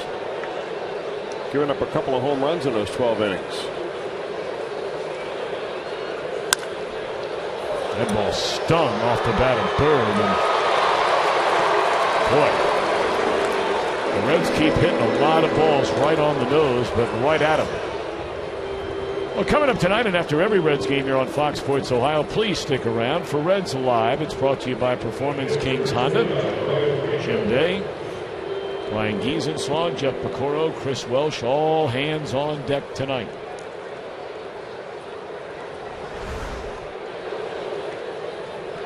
So 2 down against Martin for Pena.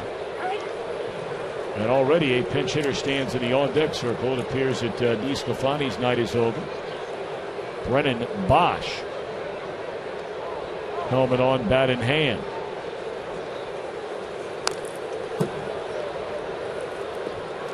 Pena's line to left and flied out to center field.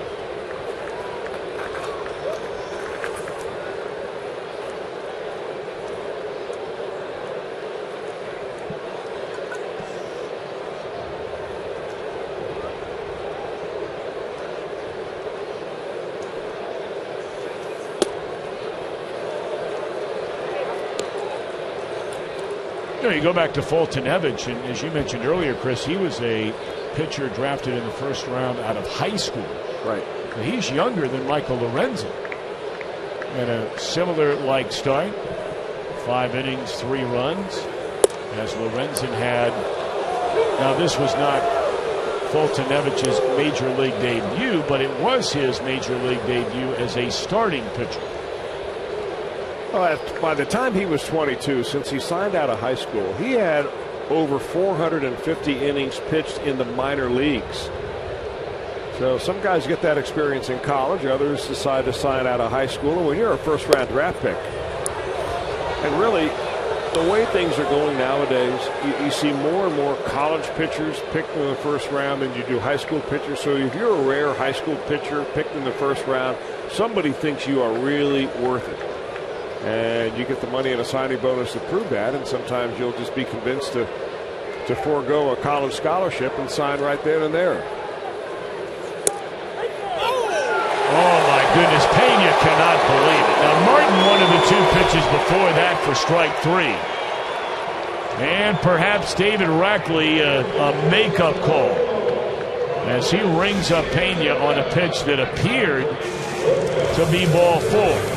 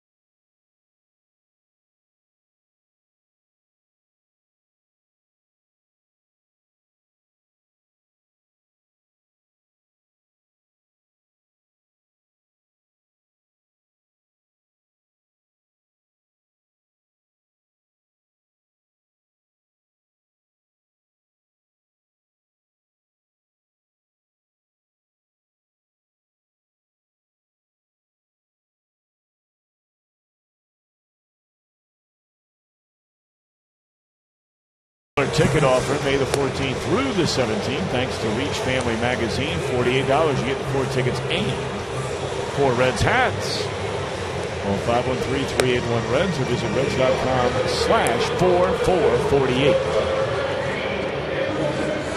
4-3 Atlanta. Rays come to bat against the new Reds pitcher, right-hander J.J. Hoover. Now, JJ, the numbers on him, and really the bottom numbers are very telling for JJ because the opponent batting average is less than 180, but he's walked 7 batters in 8 innings, and that'll get you in trouble.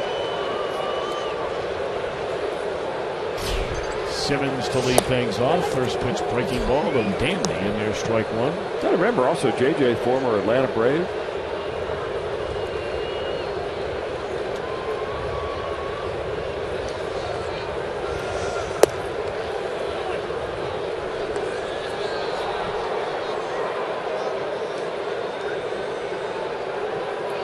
He was traded in 2012, April the 1st, 2012, for Juan Francisco.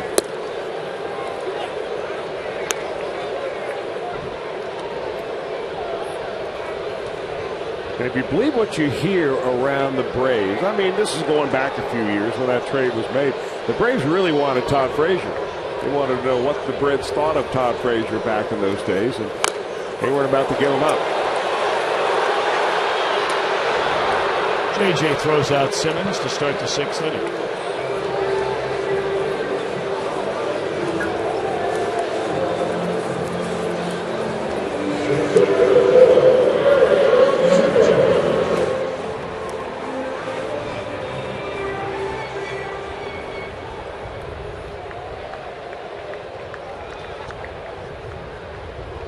The Braves still have John Shearholtz, their legendary general manager for so many years, serving as the president of the franchise now, president of the baseball side of the franchise.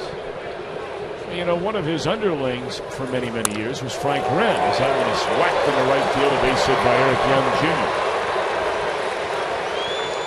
Wren got a chance to be a general manager in Baltimore. It did not go well. They let him go.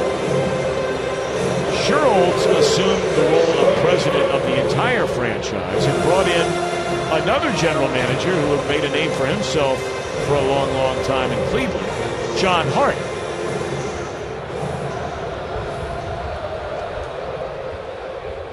Now Hart is really nurturing along John Capolella, who's their assistant general manager.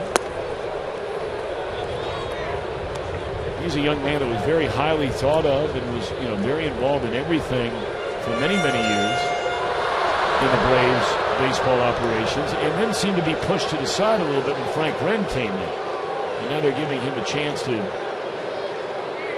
it looks like, develop into a future GM of the team. Cody Martin is going to back, and JJ has started him with 2 misses out of the strike zone. Well, you remember that John Hart was a general manager that operated the franchise during the heyday years of the Cleveland Indians. He was one of the first GMs to go out there and try to wrap up, the young stars for a long time. Jim Thome, Manny Ramirez, those type of players.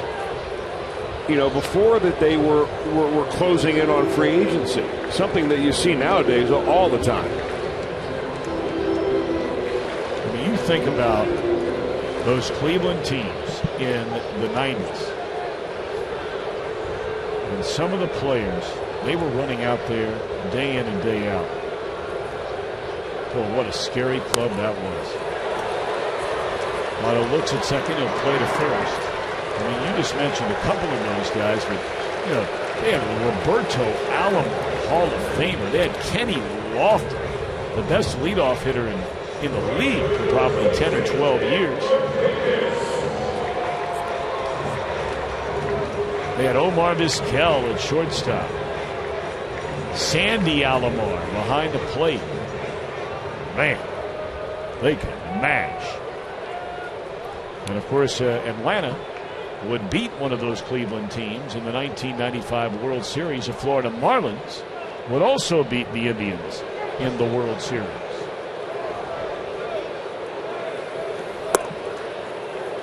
All right, JJ trying to get the final out here in the 6th inning, and it's not an easy one. Markakis tonight is 0 for 3. A runner in scoring position in Atlanta, already enjoying a 1-run lead here in the 6th. Kind of an interesting story about Nick Markakis, and you've said this about him a lot, how much you've liked him, Tom, what a great series he had against the Reds last year in Baltimore. The Reds drafted him not once but twice. Kid that grew up in Georgia, Dunwoody, Georgia. They drafted him out of high school, and he went to a junior college down here, and they drafted him again. And they really wanted him as a pitcher because in junior college he was throwing 94 miles an hour.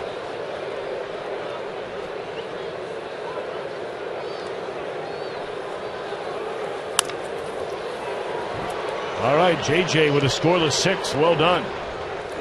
The Reds have a pinch hitter, then back to the top of the order, only trailing by a run.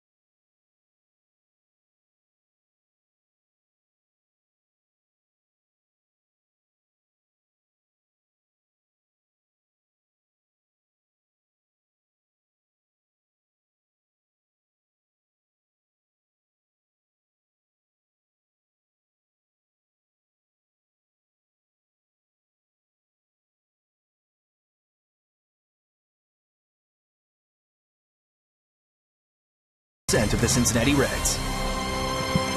Tonight on Fox Sports Live, full coverage from Vegas. Merriweather v. Pacquiao.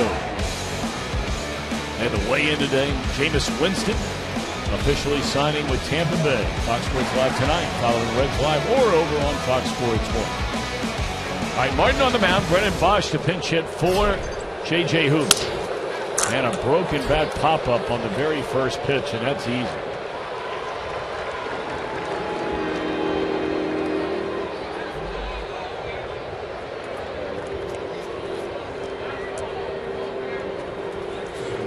Let's see if Billy Hamilton can get something started with one out. Reds down a run here in the 7th.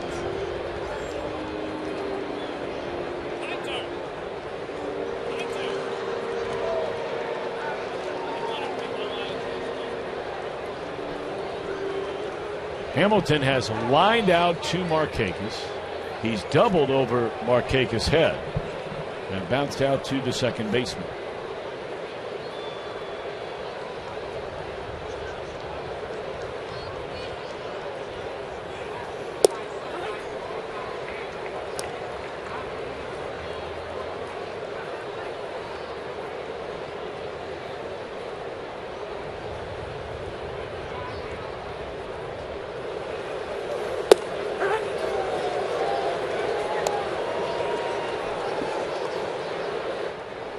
You know, a big congratulations goes out tonight.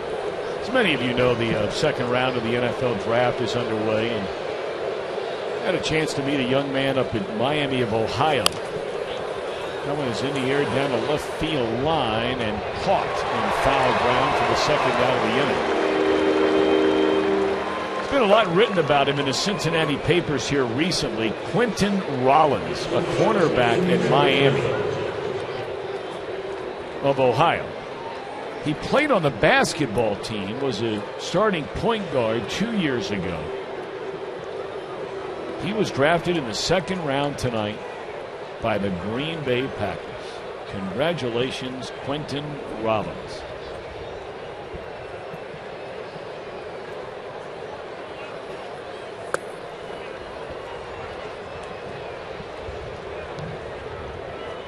Two down, nobody on. Reds down a run. Their bats have gone so quiet since that first inning. Off the glove and reaching safely is Cozart. So that'll give Votto a chance to bat here in the 7th inning with a man aboard down a run. For another hard hit ball for the Reds. They seem to be stinging it about every other time up. Cozart has hit a couple of them. And he's picked up his second hit.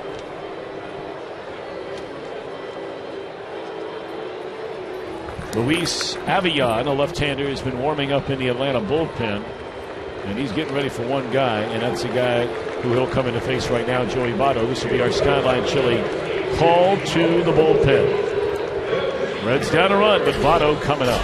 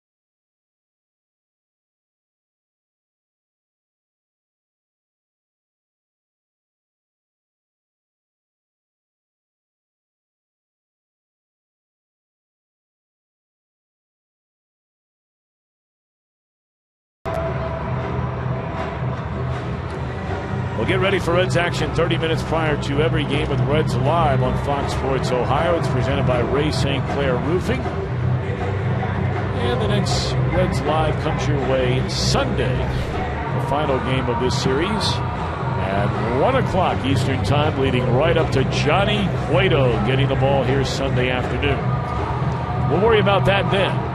For right now, the Braves have a 4-3 lead. Luis Avilan takes over on the mound, the left-hander to face Joey Votto. 25-year-old from Caracas, Venezuela. He is a situational left-hander. He usually pitches in more games than he does innings pitched. He usually comes in to face the stud left-hander in the other lineup, and that's who he's got right here in Joey Votto. And a good night for Joey. A pair of singles, a walk, 2 stolen bases, and a run scored.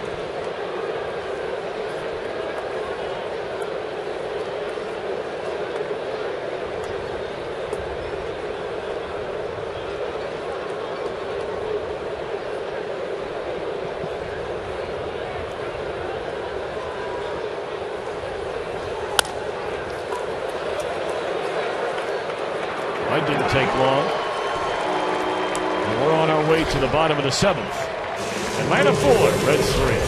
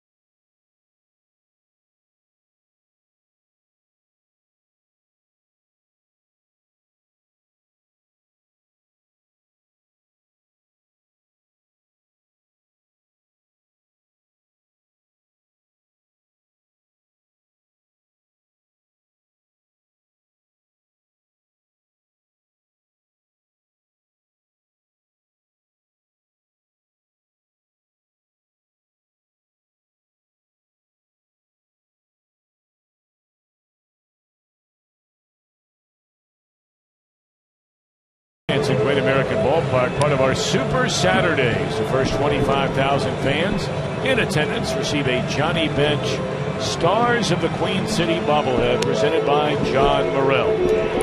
Log on to Reds.com/tickets, call 381-REDS, or visit select Kroger locations. DeSclafani gave up 4 in 5. Hoover a scoreless 6. And now we get a look at right-hander Kevin Gregg. We figured it would be a bullpen kind of game, but I think the Reds really wanted to see the bullpen of the Braves rather than the other way around. Gregg in for the 9th time. Callaspo for 3 has drawn a walk. And there's a strike. Freeman next. And then Pierzynski. This might have been an inning had Manny Parra not gone on the disabled list a couple of days ago, where they bring in Parra to face Callaspo, a switch hitter, but Freeman a left-handed batter and Pierzynski a left-handed batter.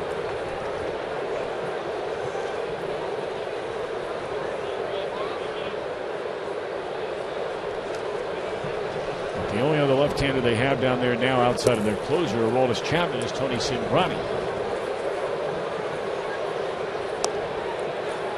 He worked an inning here last night. And Gregg has fallen behind 3-1.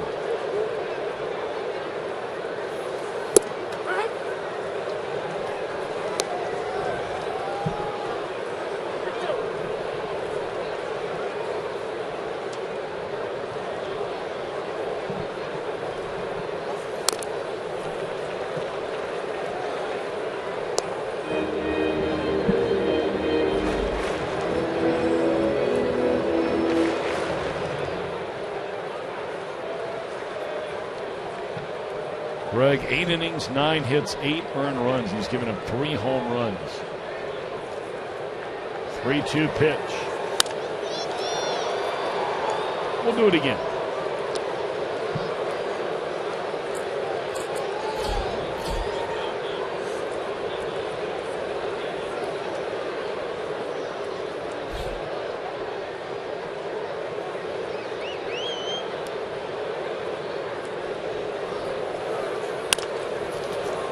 Phillips throws out Kayaspo to begin the Atlanta 7th.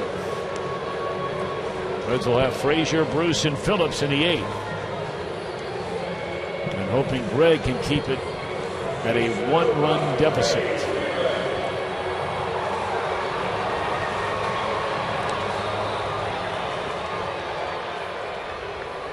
Jim Johnson is a right-hander they like to give the ball to in the 8th inning. He has 7 holds so far this year, and then their closer now, after trading away the great Craig Kimbrell, is the former Pirate closer Jason Grilli. Dangerous guy here.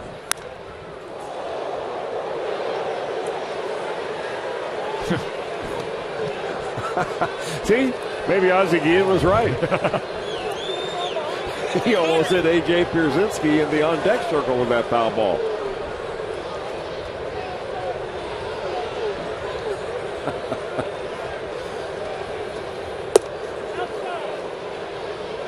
That ball looked like it was right in the target where Brian Pena wanted it, but he's so far outside. Look where Pena is situated. I mean,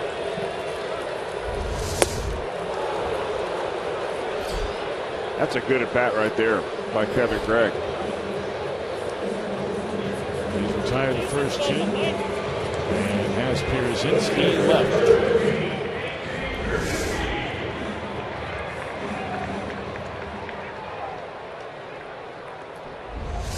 Well, a lot of times in the game tonight, that is where the Reds have been attacking Freeman. And that is hard down and in for a lot of left-handed batters. That is their sweet spot.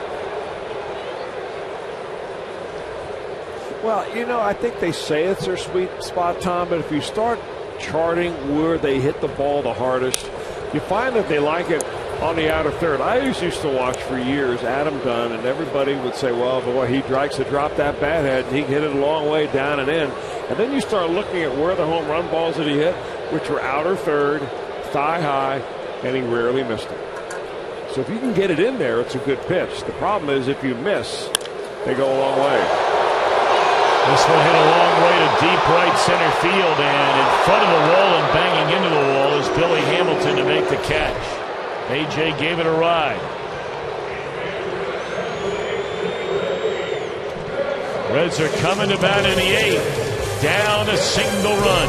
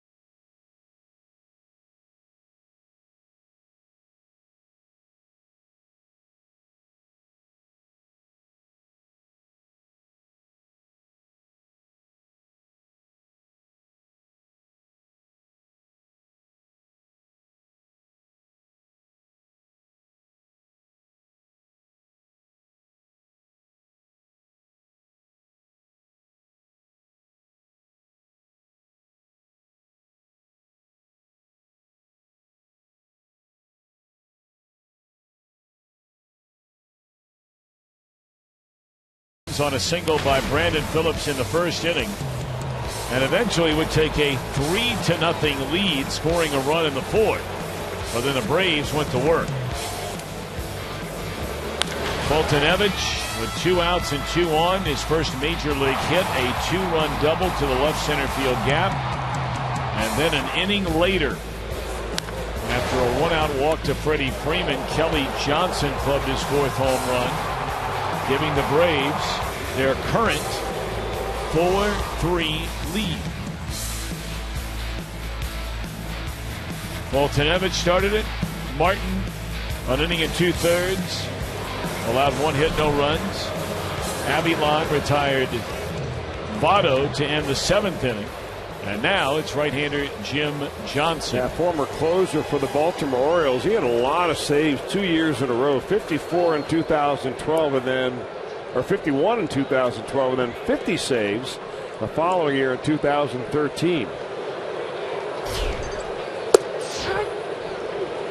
He then was traded to Oakland, and the A's thought they had their main man. Well, they didn't. Ended up walking a lot of batters that year with Oakland. Control problems plaguing him. Big tall guy, 6'6", right over the top. Frazier, Bruce Phillips here in the Reds' 8th inning. Into right center field, Markakis will track it down.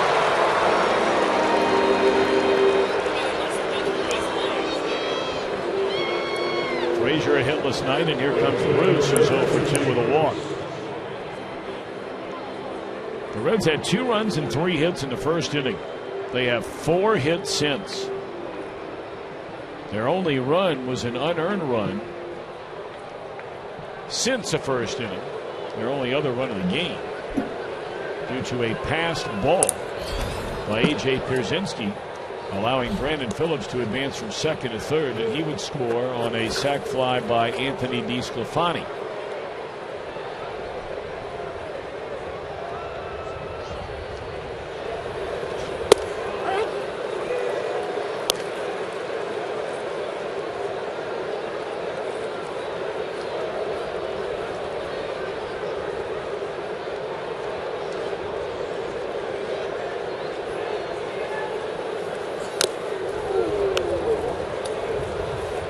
One ball and 2 strikes to Jay Bruce. He has 5 home runs this year. Votto, the team leader, co-leader with Frazier, each has 7, and Bruce with 5. Fastball in to even the count. He likes to live and die by that fastball too. Johnson does. He doesn't throw much of a slider at all. He throws a little bit of a curveball. His favorite off-speed pitch is a changeup, but he doesn't use it sparingly. Right there, he used it, and it worked out pretty well.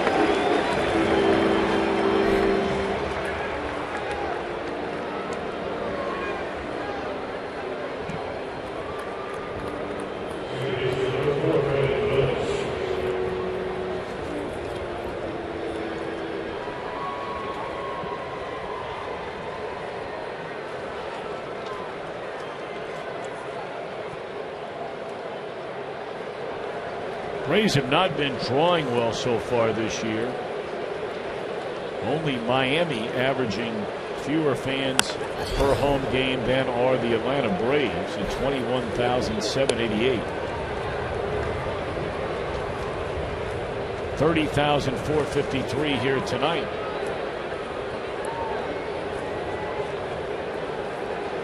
Reds are averaging a little more than 31,000 per game. That's huge crowds. First small crowds of the year we had were during this week against Milwaukee. Everything else has been huge. Well, considering some of the cold and rainy weather that we have had in Cincinnati, those crowds have been very good. And they will just get better and better as we get into the season. This place holds a lot of people. 1-1 on Brandon. And a tapper handled by Kayaspo, and the Reds are gone in order again. They'll have one more shot at him, trailing by a run.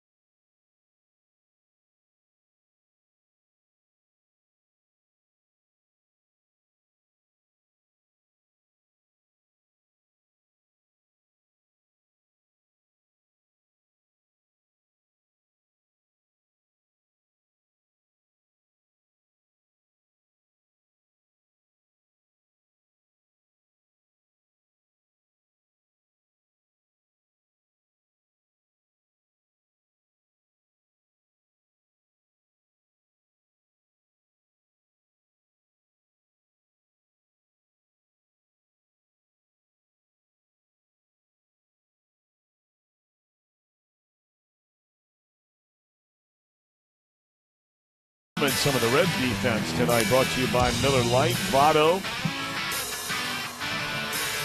on a bouncing ball off the bat of Pierzynski, a diving stab to knock it down, the feed to DeSclafani, and then Billy Hamilton in the fourth inning.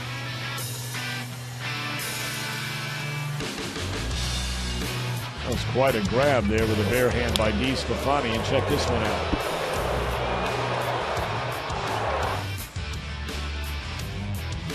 The bullpen has been very good tonight. I mean, there have been a number of games, obviously, this season where there has not been the story, but Hoover, a scoreless inning, Greg, a perfect inning.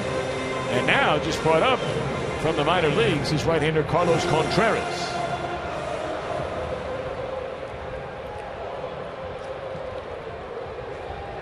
It's funny, of all the hoopla around the pitchers that were in spring training that garnered most of the attention, Carlos Contreras was really not one of them. He kind of flew under the radar, had a decent spring, got sent down. Nobody really even noticed. But here he is with an opportunity to show his stuff in the major leagues and maybe hang on here for a while. And you never know. You start pitching well and you can become a go-to guy. You saw that graphic from his games he pitched last year. Control is a major issue for Contreras. Walked 17 batters in 19 innings, pitching for the big league club near the end of last season. Well, that is the last thing a manager wants when he makes a call down to the phone in the bullpen to call a guy out there. He's not sure whether he's going to throw strikes or not. And that's been a problem with the guys that have been here for a while already. Straight up in the air to Kelly Johnson, who hit the home run to give him the lead. And Votto in foul ground will make the catch. If you're looking ahead to the Reds in ninth, Marlon Byrd will lead things off, followed by Brian Pena, then a pinch hitter. Jason Grilli will come on from the bullpen. Reds have already used Brennan Bosch off their bench. They have Tucker Barnhart, Christopher Negron, Devin Mesoraco, and Skip Schumacher available.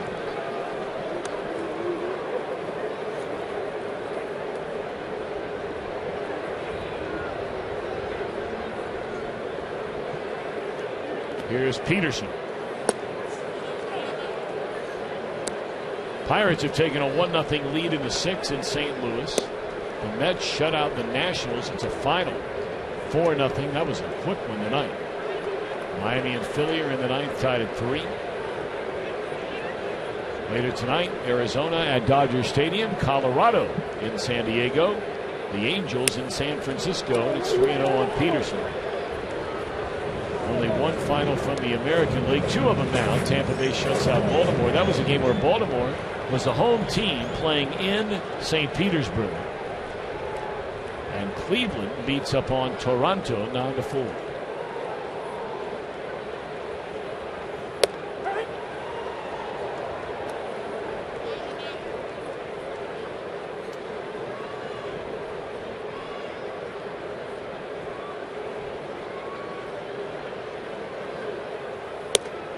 And there's a walk to Peterson. Boy, that's the kind of pitch right there, and you saw it several times in this at bat, where Contreras really just doesn't finish his pitches. He just kind of lets them loose before he gets his hand out in front of him. If he finished those pitches, look at the grouping that he's got down here. I mean, every time he's missed up and away, and that's just a sign of kind of a lazy delivery. He would have so much more movement, more velocity, better results if he just got out there and finished those pitches a little bit better.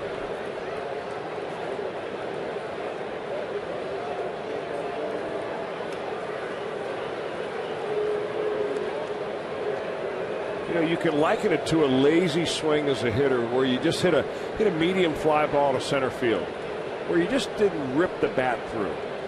It's the same way for pitching. You got to get to the very end and finish it with a little flick of the wrist. Much better there.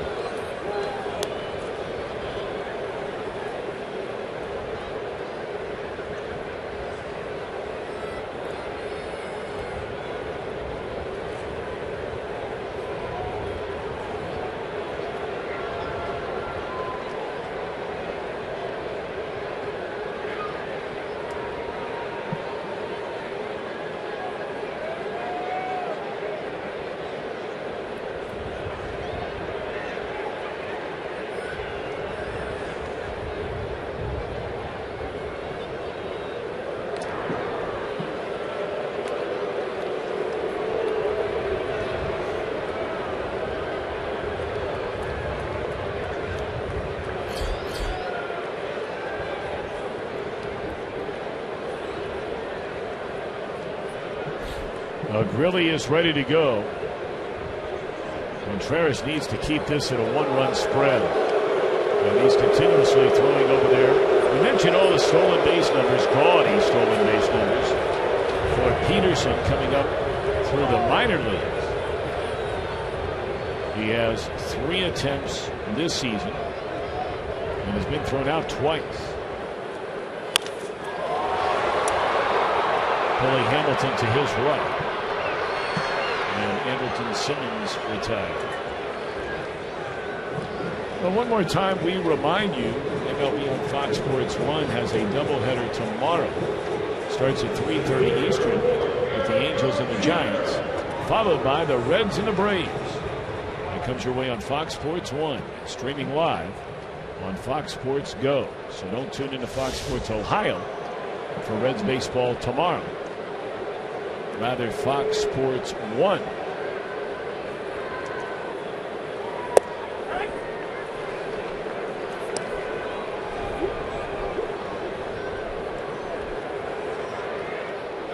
Former Reds #1 draft pick C.J. Nitkowski will be joined in the booth tomorrow by Justin Kutcher. 0-2 on Eric Young Jr.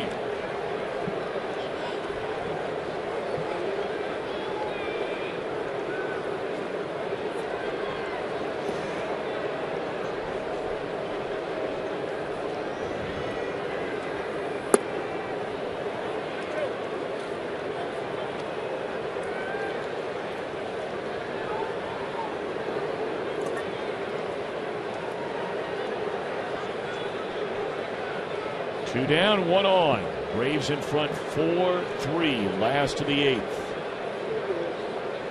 Reds will try and rally in the 9th. Got him swinging. Good inning by Contreras. He does walk about it. And a real nice job tonight by the Reds bullpen. Win, lose, or draw.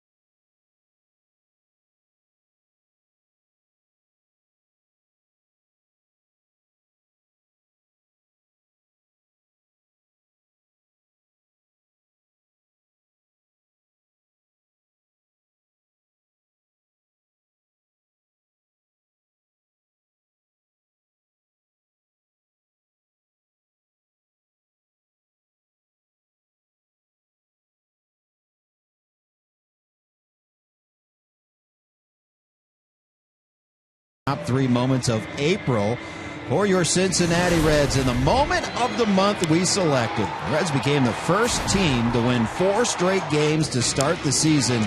In their final at-bat, it had not been done since 1912, part of a 4-0 start for Cincinnati. And who knows, maybe they'll add to that total tonight. They got a chance to do it here, down by 1. Alrighty, Jimbo, here we go. Jason Grilly, the one-time closer of the Pittsburgh Pirates, is now the closer here in Atlanta. He's got a little history with the Reds, of course, over the years with Pittsburgh and some other teams as well. But the last couple of times he's pitched against this Reds team has not been pretty for Jason Grilly. Well, his one-time teammate in Pittsburgh, Marlon Byrd, will lead things off. Breaking ball near a strike. Now, Grilly had that meltdown here on Tuesday. That's when they blew the leads of 9-1 and 10-2. Grilly gave up with 2 outs on an 0-2 pitch a home run to the former Brave Dan Uggla, which gave Washington the lead. A fastball to 93, fouled away, 0-2 to Bird. June 17th of last year, Grilly came in the ball game, and that's Todd Frazier in Pittsburgh, tying it up right there. A disappointing game, and then a couple of days later against the Reds again. That's Devin Mesoraco taking a beat, and it was like Groundhog Day for Mesoraco and Grilly. And it was shortly thereafter where Grilly lost his job, and then even not too long after that, he was traded. Went to Anaheim in a trade of a couple of closers, and they thought it would work out. Didn't really work out all that well for Grilly, but he's doing a fine job so far most of the time here in Atlanta. They've got a nice 1-2 combination with Johnson and Grilly, both experienced closers, to take over the huge hole that Craig Kimbrell leaves behind. Bird barely getting a piece of that one, and that got a piece of Pierzynski. Marlins got work to do, trailing 0-2, and he is far asleep. Bird 0 for 3 tonight. Well, it was a breaking ball on an 0-2 count away, and a tough one to catch up to. We'll make that our flamethrower tonight, our Cholula hot sauce flamethrower. A strikeout of Marlon Bird by Jason Grilly, the slider dialing up just enough to get him out. Reds have 2 outs to play with. They're down by a single run. And here's Brian Pena, 0 for 3 tonight. Takes a fastball high. Devin Mesoraco has moved into the on-deck circle. Being used exclusively as a pinch hitter. Still hurting from that hip impingement. I think it's what they're describing it as. There's a foul ball out of play, 1-1 strike.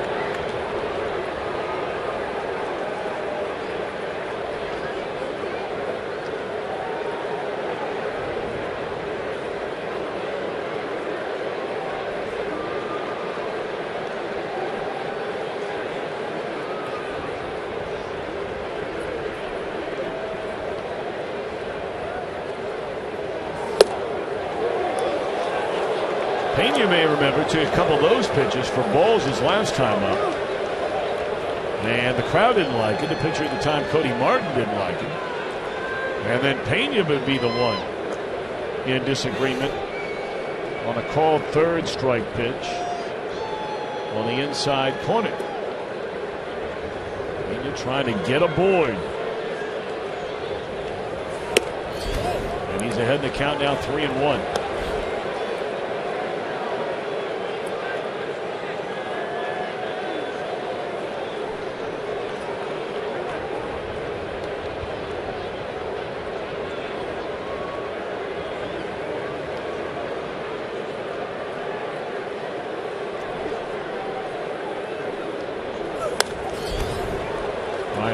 Cut, fouls it back, full count.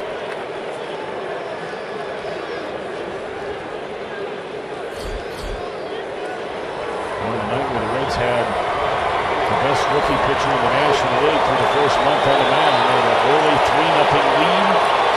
Scafani gave up 4, and the Reds' bats have gone very, very quiet. 1 hit in the last 3+ innings. Still a chance to change that right now. And a bouncing ball fair down the third base line by Pena. He will be held to a single. So Pena represents the tying run. They more than likely run for him here in the 9th inning. They're playing with 3 catchers. Well, the Braves had the third baseman on the line against Brandon Phillips in the 8th inning. But they pull him off the line here with the left-handed hitting Pena. And Brian is able to get it between the bag and the third baseman. He keeps it going and picks up his first hit of the night. DeGrom comes in to run, but look who is coming to the plate here. We showed you that highlight video that happened last June in Pittsburgh.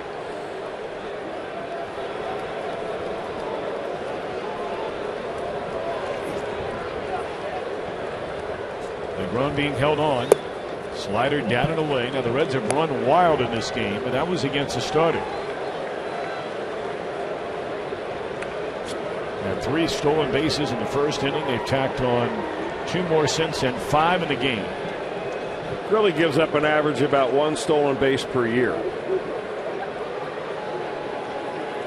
And you can see why. I mean, it is a quick leg lift and drive to the plate. Doesn't waste a lot of time with a high kick and a slow motion.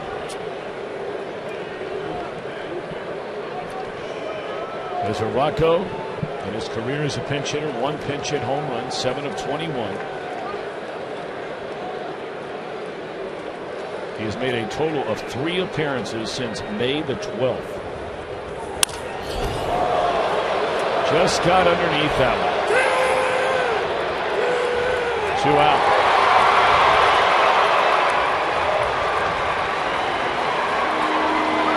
Boy, did not miss that by much at all. You know that Devin Mesoraco had to be thinking about last June when he faced Grilly.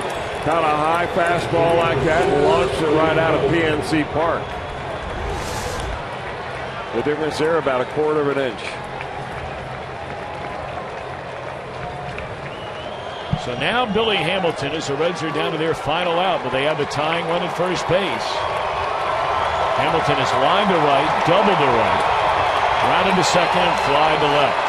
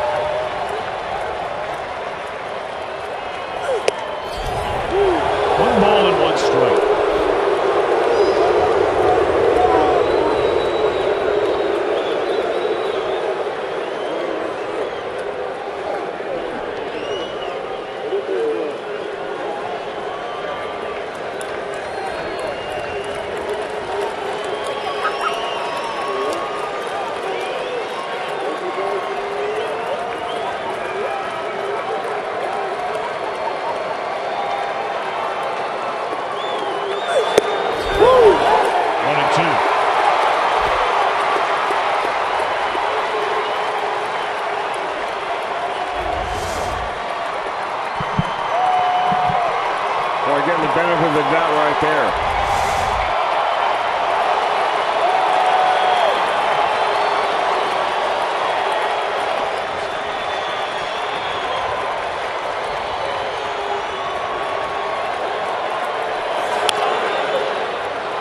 Well, this can do it. Atlanta rallies from 3-0 down. They give Fultonevich the win in his first start in the major leagues. And Grilly nails down the save. DeSclafani is hung with the loss.